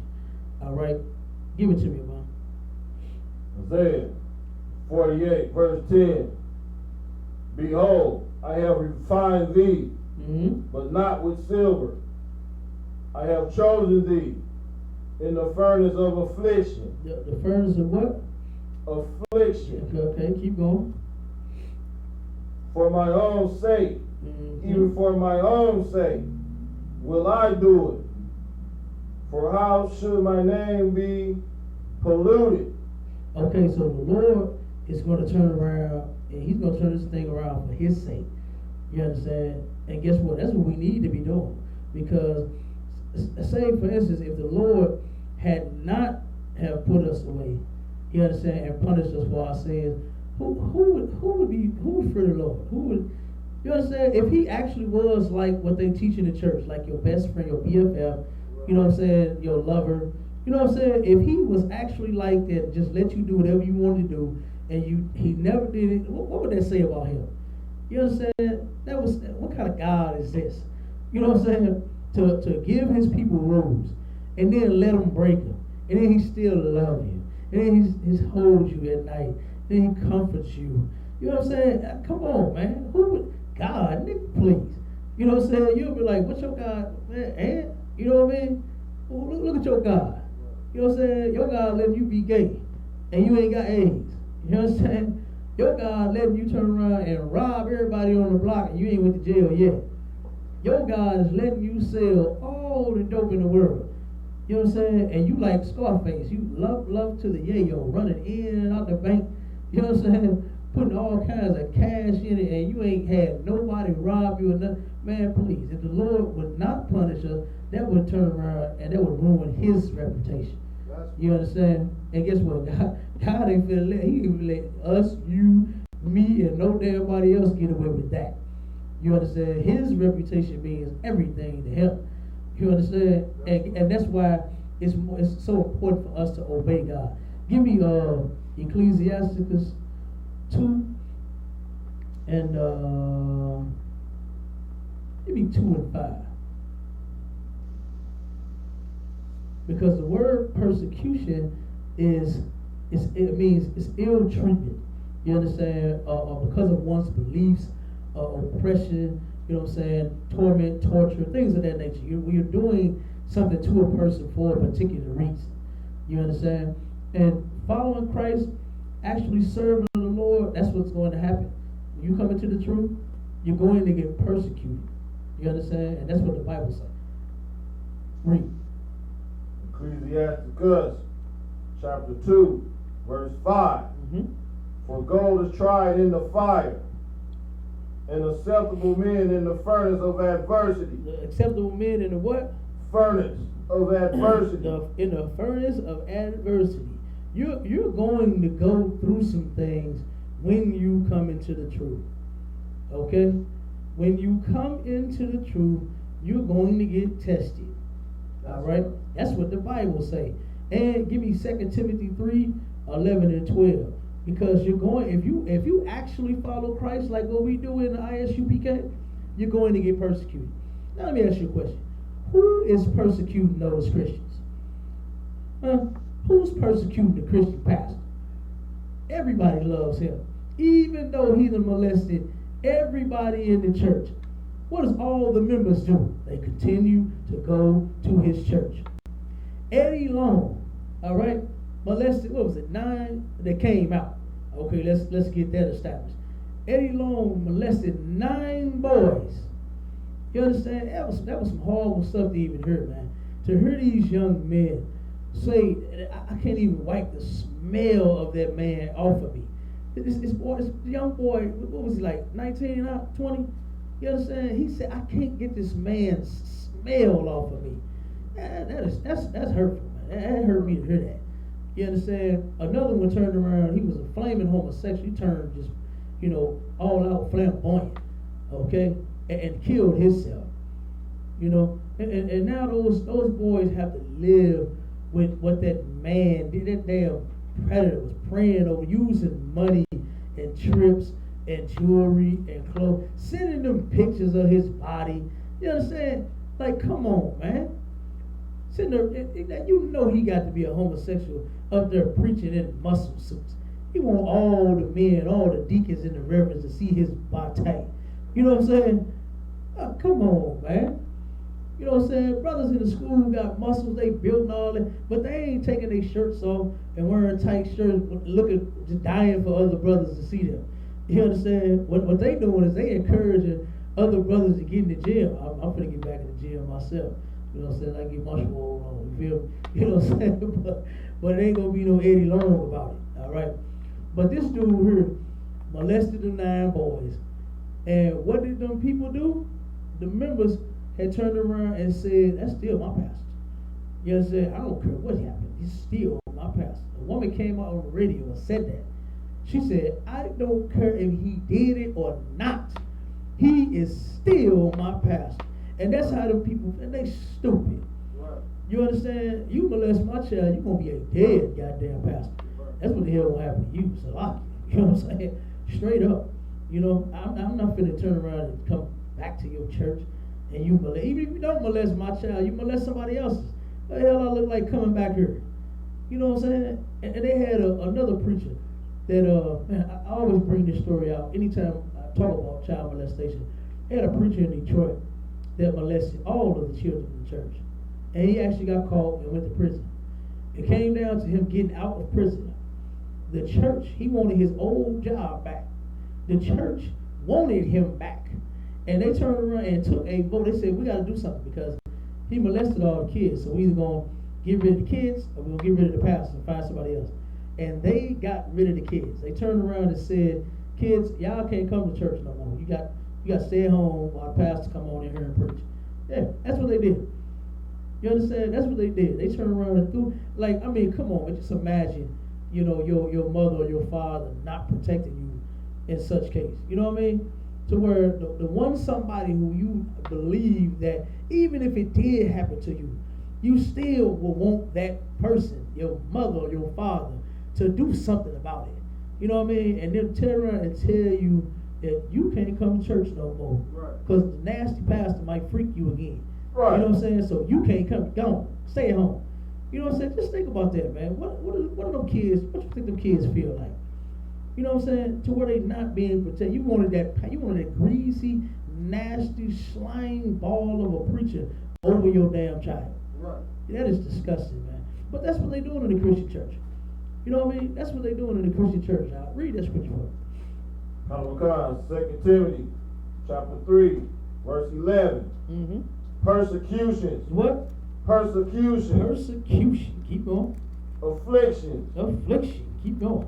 Which came unto me at Antioch, Uh-huh. at Iconium, at Lystra. Uh-huh. What persecutions I endured. Okay, now this is Paul, right? And he is saying the different cities that he went into, he was persecuted. All right? And what persecutions he endured, okay? Things Paul went through because he followed Christ, because he was teaching the truth. You know what I'm saying? He stopped being a Christian and got in the truth. You understand? And started teaching that. And then Paul saying, I'll suffer persecution and affliction. You understand? They even beat the prophets up. They beat them up, locked them up. You understand? And guess what? If them Christians could do that today, they would. You understand? The pastors would love to turn around and shut all of our mouths, because they know we number one against them first. Because that is the greatest stronghold among our people, is that Christianity. You know what I'm saying? That damn Muslim mosque, that Islam. They're the two biggest religions that our people is in. And that stuff has such a stronghold on our people. That drug, Christianity, is greater than crack. Right. You know what I'm saying? It has destroyed more lives than crack, heroin, and pills, and mollies, and perks, and whatever else drug you on, lean, syrup. That stuff is destroying us, man. That Christianity is destroying us more than any drug. Right. You understand? And it's extremely hard to get off of. Keep going up. But out of them all, the Lord delivered me. Okay, but out of them all, the Lord delivered Paul. You understand? Because he was in the truth. Keep going. Yea, and all that will live godly in Christ Jesus shall suffer persecution. All that turn around and be in the truth, you're going to suffer persecution. So you might as well get ready for it. You understand? I mean, man, I done been called a Muslim. I've been told I'm gonna blow up white people, blow up buses. You know what I'm saying? For the life of me, I can't understand why they turn around and correlate the truth with Islam and saying because I'm wearing a beard, I'm a Muslim. You know what I'm saying? When black Muslims don't even have beards. You know what I'm saying? Their faces look like babies' butts. You understand? They don't even look like real men. Like the general broke out. Islam ain't militant. You understand? That nonsense that they doing, that ain't scary. A goddamn suit and a bow tie. Who is scared of a suit and a bow tie? Right. Then you look like you're going to go apply for a job. You know what I'm saying? Ain't scaring nobody with that, man. Okay? So, if you turn around and come to the truth, you're going to suffer persecution. Give me John 15, 18 through 21. You're going to turn around and suffer persecution. All right? If you come into the truth. And guess what? The Christians, they want to be loved so bad. They ain't trying to lose no friends. You know what I'm saying? Or lose their so-called praise from them being a Christian. Like, Christianity has lost its flavor so long ago. Oh my God, I can't even see why people is even still in the church. Right. Like, why is you even still in the Christian church? When, look at the reputation that the Christians have. You know what I'm saying? Ever since 1969, we have been blazing on them Christians, man. You understand? And now to the point to where now the Catholics is turning around, they starting to repay the damn little kids, little boys that they done molested in the damn Catholic church. And next is gonna be in the Christian church. Go ahead, I seen a commercial the other day talking about the Boy Scouts, like how they've been raping Boy Scouts for the last like 60 years and stuff like that. And they got free counseling for them, and they ain't got to be silent no more. It's been a cover up with the Catholic Church covering up the Boy Scouts, the raping in the Boy Scouts. God, exactly. That's ridiculous. You find this scripture out? 15 verse 8. God. John. 15 and 18. 18 through 21. John chapter 15 verse 18. Mm-hmm. If the world hate you, ye know that it hated me before it hated you. Okay, the world hate us, and guess what? It hated Christ way before it hated us. You understand? Look, just read the Bible, read the New Testament, and you will see how much them Christians, because that's who it was.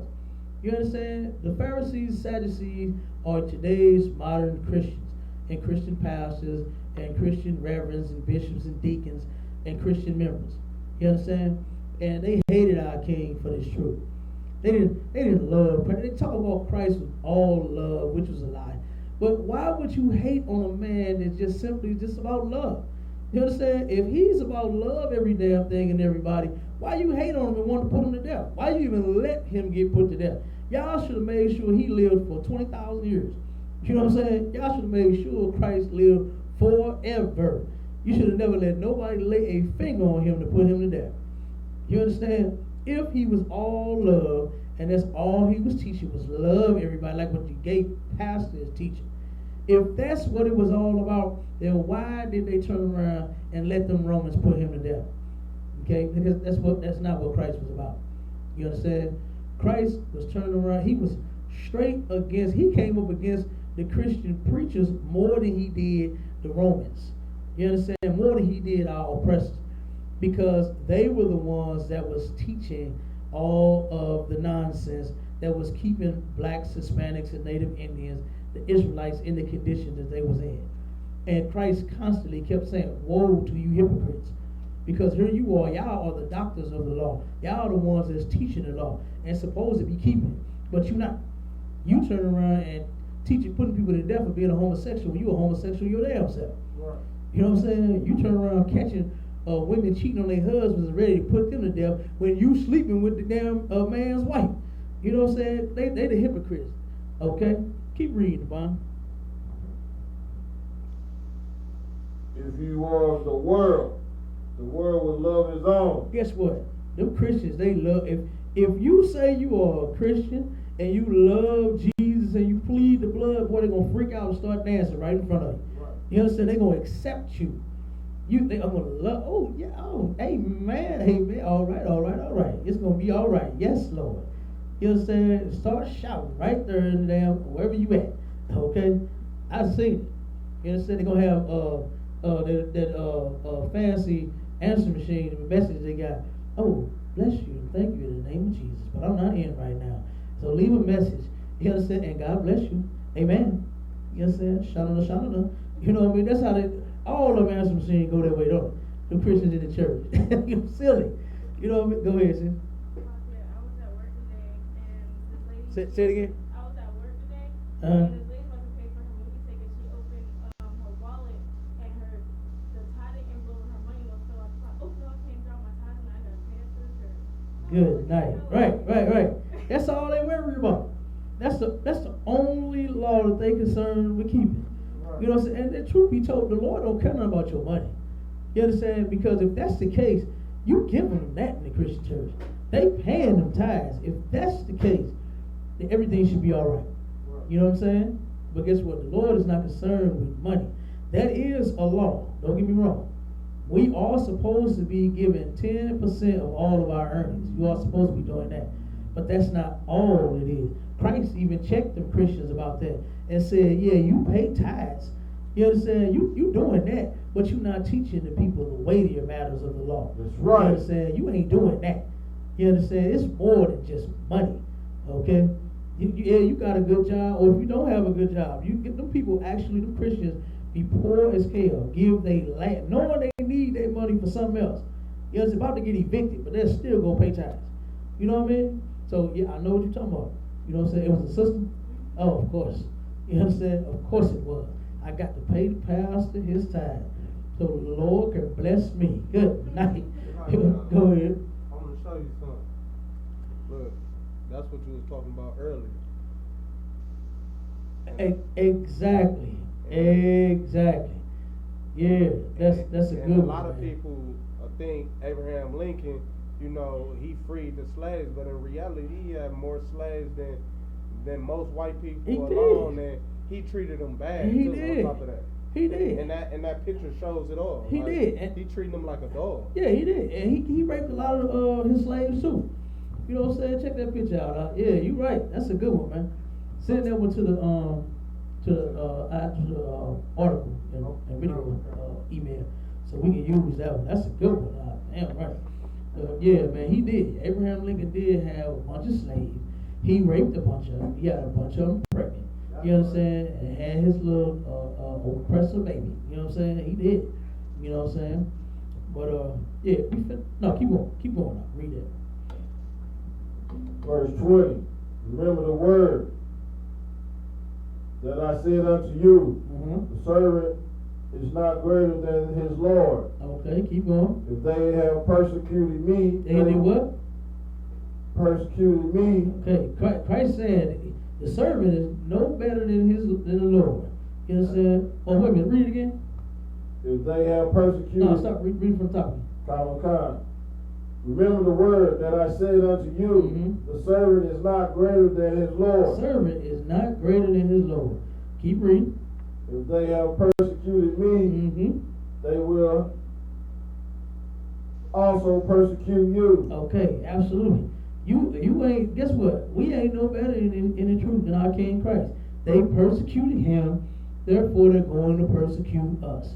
You know what I'm saying? Simple as that. Okay? Just like Christ got the business, we gonna get it too. You understand? And guess what? The men in here is the only ones equipped to even handle it. Your Christian preacher would not be able to handle no persecution. You understand? He would not be able to take it. Okay? Let the congregation turn around and turn on him, he gonna flip out on him. Right. You know what I'm saying? He can't handle it. Alright? Keep on, did it? Wow, sir. Go ahead, finish it up. If they have kept my saying, they will keep yours also. Okay, so if they'd have kept my sayings, they'll keep yours also. Go to Matthew 5, 10 through 12. We got a few more scriptures, and then we're going to end up wrapping this one up. Yep, because guess what? They persecuted our king, you're going to get persecuted too. Simple as that. You know what I'm saying? We ain't no better than our king. Okay? Because guess what? They don't want to hear the truth. They don't want to hear that God does not love a homosexual. They don't want to hear that. The preachers are homosexual. The damn choir directors are homosexual. The majority of the members is homosexuals. They ain't trying to hear that. You know? That's why they making up their own churches now. They got full-blown homosexual, gay, and lesbian churches you can go to. Right. You know what I'm saying? As if the Lord is with a homosexual. You know? Get the hell out of here. How on earth can the Lord be with a nasty homosexual but not be with a man having more than one wife? If anything goes, then that should sure enough go. Right. If I want to be straight, why that don't go? You know what I'm saying? If the black man wants to be straight, why I can't boast on my heterosexuality the way that the flaming homosexuals brag and boast on their homosexuality? You know what I'm saying? They get to flaunt it around. They get to walk up and down the street holding hands, kissing each other, and you bet not say nothing to them. You know what I'm saying? You bet not open your mouth and say a word to them. You understand? But I gotta keep my heterosexuality on the low, you goddamn lie. You know what I'm saying? You was a lie. It's ridiculous, man. Our oppressor, he is the devil, the Bible speaks of. Right. He is the one that's pushing this mess on the preachers, and the preachers pushing it on the people. You know what I'm saying? Keep going, huh? Matthew chapter 5, verse 10. Blessed are they which are persecuted Blessed are they which are persecuted. Keep going. for righteousness' sake. For righteousness' sake.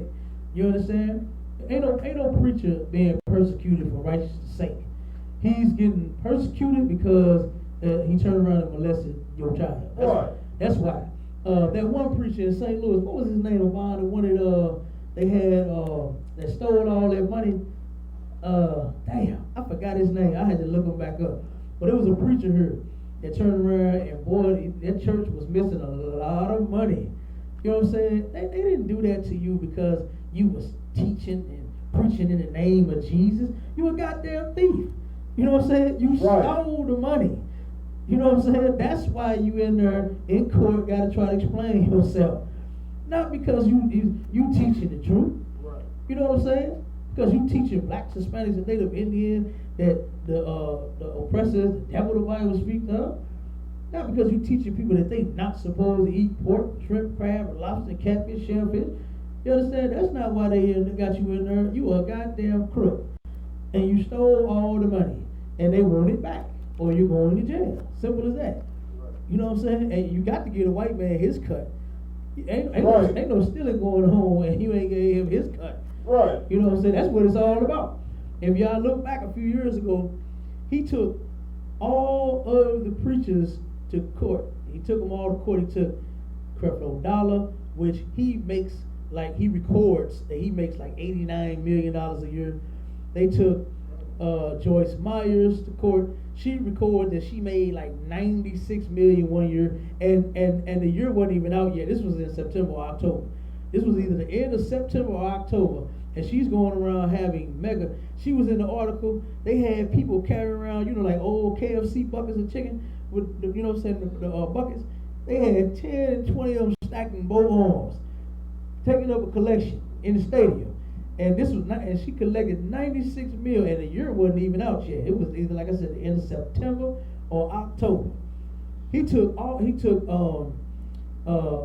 the other one name? The fat dude, T.D. Jakes. He took him to court. He took the other one, the child molester, Eddie Long. He took Tammy Faye Baker, all of them. He took them all to court and said, y'all are living lavishly off of donated funds. You know what I'm saying? You're not supposed to be living such lavish lives. I'm gonna tell you how lavish their lives get. Joyce Myers, that has the Dream Center up on Natural Bridge, she has a little soup kitchen and a little basketball court. They wash cars every day. They got prayer and food pantry, all this mess. And then in South County, where she live at, she has her own private church, big old strip mall. She owns the whole mall. Out of one building, she sells her books. Out of the next building, she has her church that only certain members can come to. You got to be a certain member to come to this church. You can't just want to go get saved and sanctified, filled with the Holy Ghost, and then go pay her visit. Not there at that place. You're gonna get escorted out by the damn security. You understand? She has a $1 million crucifixion of Christ hanging on the wall. She has a $10,000 toilet sitting in her bathroom. She has a $20,000 conference table where she sit down and they have conferences. $20,000. The lady has a vacation home in the Lake of the Ozarks. It's worth, I think, $500,000 or $1 million. The damn yacht she got is worth $300,000. She bought her and all of her kids some houses, like in the same area. Hers is sitting on, I forgot how many acres, but she paid like $4 million for her house. She bought each and every one of her children's house, renovated it, and paid for it and renovated it up to $1 million. You know what I'm saying? And that's how many kids she got? 4 or 5. She did it 4 or 5 times. She got jets. Her and her husband got the latest, the finest Benzes with all of the buttons and gadgets and all of that. Oh man, she doing it. You understand? That's what they doing in the Christian church. You understand? They ain't getting persecuted, they getting paid. You understand? Joel Osteen, with that old sloppy ass smile of his, he's getting paid. I ain't never seen nobody. When I was in the world, I couldn't get with that dude. Because who in the hell smiles every goddamn day? You so happy about everything. He makes over $60 million a year. I'm sure he is happy. You understand? I'm sure he is happy. Right. What would upset him? An electric bill? You know what I'm saying? What would upset him? A disconnection notice? What would upset him? And he's making over $60 million a year. Right. You understand? Get the hell out of here, man. He is the devil the Bible speaks of. That's right. Keep reading now. For theirs is the kingdom of heaven. Okay, theirs is the kingdom of heaven. All right? The ones that are being persecuted for actually being in the truth, for actually following Christ, for them telling us we crazy for believing that Joseph actually had sex with Mary. You know what I'm saying? For them telling us that God made everything clean, that you can eat pork if you want to. You understand? For them telling us we crazy for not celebrating Christmas. You crazy for celebrating Christmas. Right. You understand? Who the hell celebrates a lie? You celebrate two of them. First of all, no fat white man flies in the sky on a reindeer. And it's not the birth of Jesus Christ. You understand? So you celebrating two damn lies. And matter of fact, and three, no white man is giving you gifts. Understand? Come on, man, stop it. He's not coming down the chimney in the ghetto. The ghetto ain't even got no chimney. You know what I'm saying? You ain't got no fireplace in there. You about got a fire because your damn gas is off and you trying to keep lit with a damn some wood in a bucket. You know what I'm saying? You know how many fires have been set in the hood like that? Am I lying about it? These houses right here in this area have been set on a full blaze because homeless black people is sleeping in them trying to keep warm with a fire in a bucket. Am I lying? That's right. I'm not lying at all. You understand? If it was cold this winter, I'm telling you, watch how many houses, vacant houses, go ablaze because the people that's homeless is living in them trying to keep warm. You know what I'm saying? But meanwhile, Joel Osteen gets a disconnection notice from Spire saying he has not paid his gas bill. You know what I'm saying? Now ask him, is he worried about that? Look at that smile to see is he worried about that disconnection notice that he received. Hell no. Black people get them every goddamn month. You understand? We about to get we got to turn around and put bills in our kids' name, turn their credit up. You know what I'm saying? Because we can't afford the damn bills. You know, and then something about that is, let me tell you how it used to be Leclerc. It's called Spire now. But the water companies and the gas company, they so, man, I'm telling you, these people are the devil. They are the devil, right? They turn around, the water company alone, turn around and they charge you for water according to how many rooms you have in your house. Not that you only using so much. They charge you per usage and per rooms that you have in your house. You understand? Right here, I used to own a house right down the street. They had what they call the red zone, okay, on the gas. I got a gas bill one that's so goddamn high. Why is the gas this high? You know what I mean? And they say, oh, because you're in the red zone. You know what I'm saying? It's because I'm in a nigga zone. That's what it is. You know what I'm saying? I'm a nigga and I live where niggas live at. That's why the gas was so goddamn. It ain't no red. You understand? It's black. Okay? It's a black zone. And the gas is higher here where I stay. Why is that when it's the same goddamn gas that's going through the pipes in the suburbs? It's the same gas. So why is it high? Why is this zone is red and not red out in the damn suburbs? You understand? They are the devil the Bible speaks of, man. You know what I'm saying? Keep going on. Blessed are ye when men shall revile you. Rebel you. You understand? They're going to be mad, want to fight you. Keep on. And persecute you. And persecute you. You understand? Keep on. And shall say all manner of evil against you falsely. They say all manner of evil against us falsely. They done said silly stuff like we pimping our women. Like they don't even know the definitions of half the words they use. Give me 1 Peter 4:12 through 14. Now, let's finish these few of the scriptures up. They done said all kinds of things about us in the ISUPK because we actually follow Christ. Because we actually have the truth. You know what I'm saying? Because we actually follow what's in the Bible. You got silly people talking about the shield of David. That's that star. It's satanic. It's evil. No, it's not. You know what I'm saying? No, it is not. It is simply a representation of our kingdom. The same way you have a seal on your license to say what state and what residence you are. You know what I'm saying? Where you live at. You know what I'm saying? That's what that thing is saying. Okay? We are from this kingdom. Not because, another debate, but it's from the same people, to where they said that we have the shield and we're not supposed to use it because our oppressors use it. You understand? That's ridiculous. You know what I'm saying? That's like saying don't drive a car because our oppressors is the ones that manufacture the damn thing. You know what I'm saying? Don't buy no food, eat none because they sell us all our groceries. Like, that's stupid. Just because they got their hands on it, I don't care. We know what it means. It's simply King David's name. You understand? And Christ sits on the throne of his father David. Simple as that. That's all it is. We don't pray to it. We don't kiss it. I don't think that it's like they do the rosaries. You know, they do when they come out of prison. Boy, brothers believe in them things. Boy, they be rubbing them things, man, thinking it's gonna keep them safe. Rubbing it old cross. No, it's not. You understand? Go ahead, read that for me, though, brother. 1 Peter, chapter 3, verse 17. 4 verse 12. Salak 4, verse 12. Beloved, think it not strange concerning the fiery trial which is to try you. Okay. Think it not strange concerning the fiery trial which is to try you. You're going to go through some things. You understand? The scripture just said that you are going to be persecuted if you follow Christ.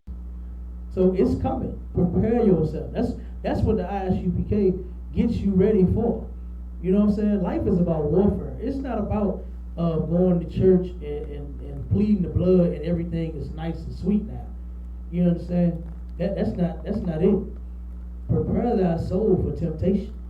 You understand? Get ready for that persecution. Because they're going to think you're crazy. They're going to say you're in a cult. You know how many times I heard that? I'm in a cult, but we don't believe in the things that you believe in. You understand? I mean, you say we are in a cult, you are out of your mind. That's right. And we're proving what's in the Bible. We can prove it. Like 1 Thessalonians 5:21 says to prove all things. Have you ever slipped a Christian up? They ready to cut the conversation short. They start screaming and hollering. They get off the topic. I had a little, discussion, because I don't debate with women, but I had a little discussion with a sister. And she turned around, and every question, she pulled a scripture, and then when she got slipped up, and all she could do was ask me a question about it. She never turned around and answered nothing. And I was like, why do you keep doing that? I done asked you 10 questions, and you've answered none. You know what I'm saying? What if nothing? Answer the question. And they can't do it because they don't have the truth. You know what I'm saying? They don't have the truth. Keep reading up.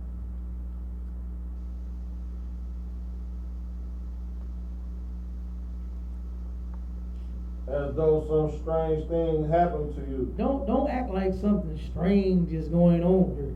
You understand? The Bible already said that you're going to get persecuted. You understand? You're going to go through some things. They're going to hate you because they hate our king. So don't take this as if it's strange. You understand? Keep going. But rejoice, insomuch as ye are partakers of Christ's suffering. Okay, so you turn around and you are partaking in Christ's sufferings. Okay?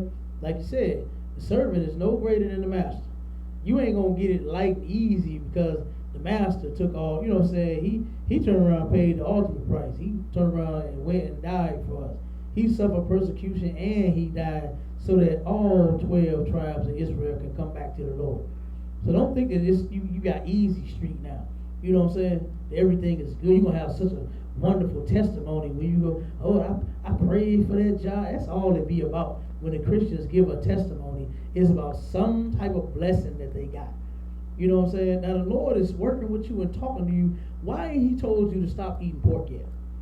If he is working with you and talking, why didn't he tell you and remind you, look, son, you know I hate homosexuals.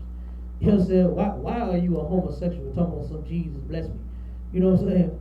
Why are you doing that? Why are you being a whore knowing that God hates whores? You understand? You are being a whore all week long, giving your body to whoever the hell you want to, and then talking about some God is blessing you. Come on, man. You gotta stop the foolishness. All right? That's not the God. You serving the God in the Christian church. And the God in the Christian church, he is a homosexual. That's why the God loved homosexuals so bad in the Christian church. You understand? But not the God in the Bible. All right? Keep reading now.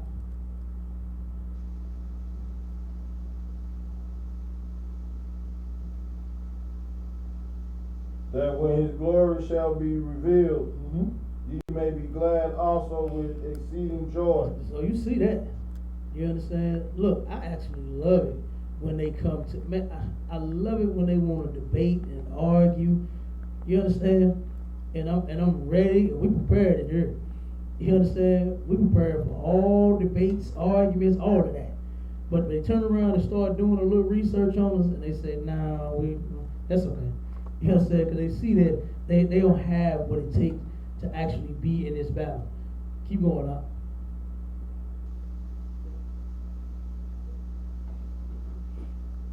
If ye be reproached for the name of Christ, happy are ye. Happy are you.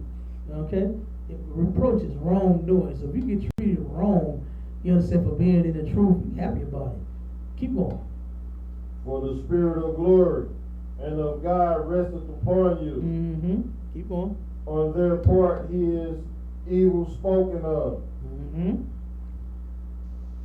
but on your part he is glorified. So you turn around and on their part, they talk bad about Christ. So many Christians, they hate him.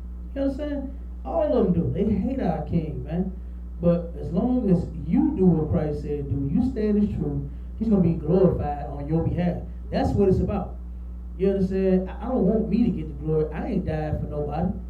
You understand? I ain't died for nobody.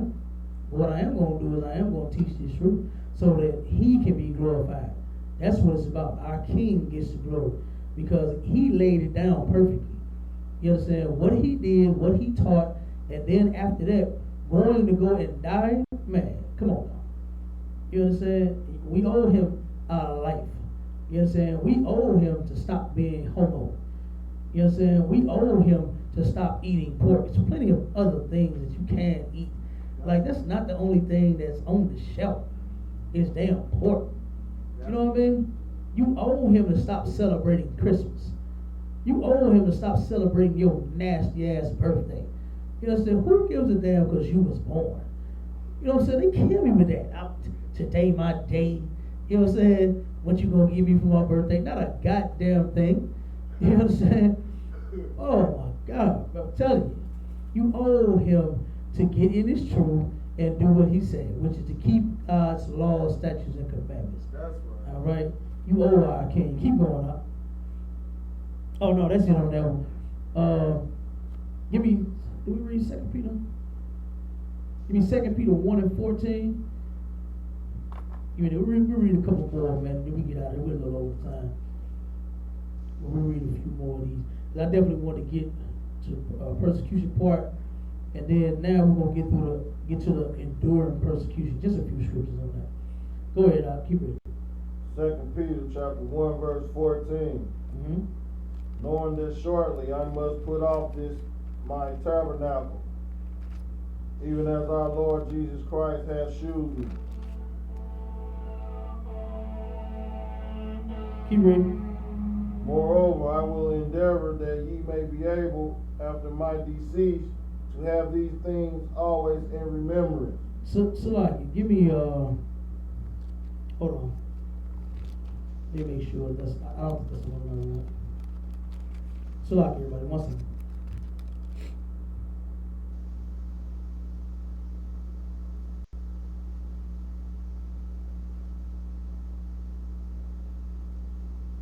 Give me 1 Peter 5.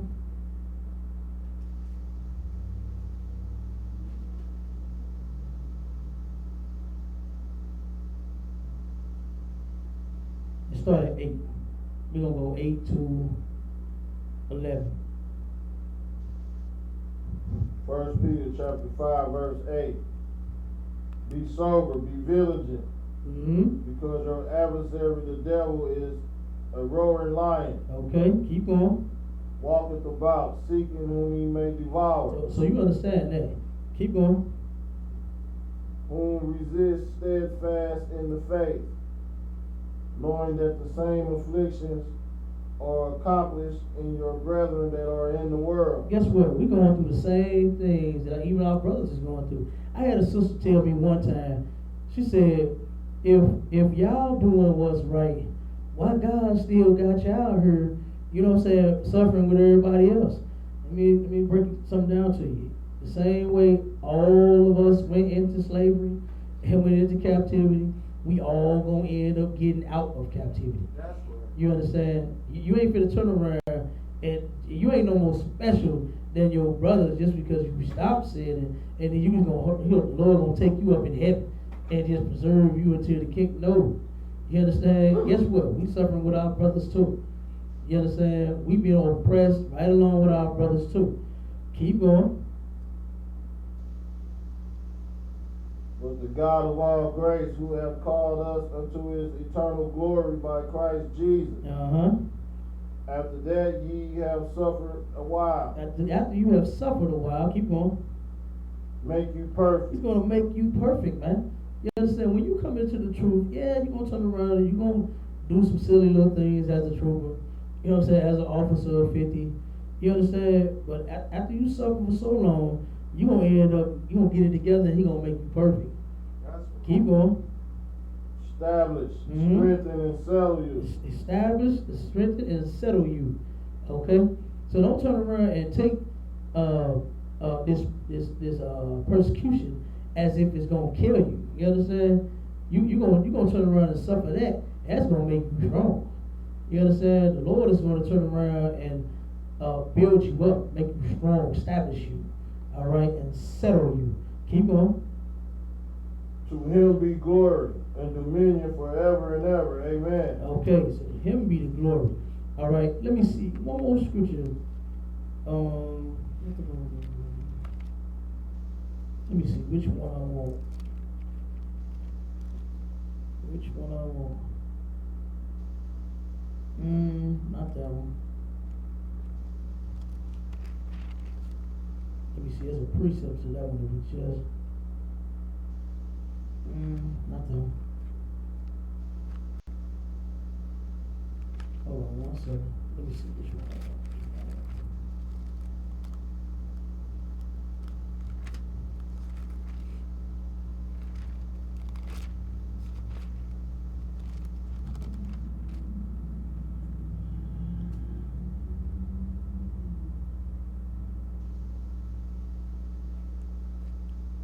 Okay, hold on 1 second. Give me Matthew 24 and 13.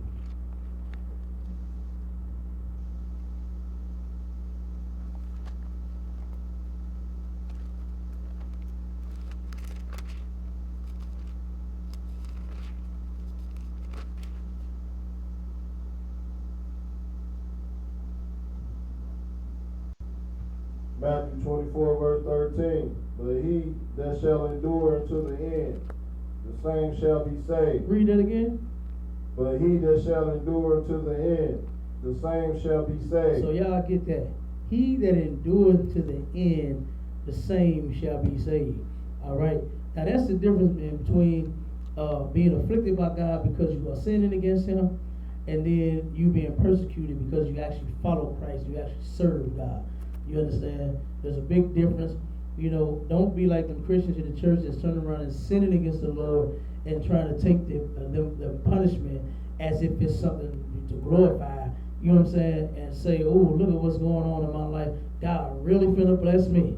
You know what I'm saying? And they have another saying in the Christian church that God don't bless no mess. And everything that's sitting in the Christian church is a big mess. You understand? You are a big damn mess. You are sinning. You are sloppy as all get out. You understand? And what makes you think the Lord is blessing you? You understand? Those people in the church are hypocrites. You understand? And they don't know what the hell they talking about. That's right. All right. But with that, we're gonna go ahead and end the class, y'all. The water, Shalom, Israel, we gone.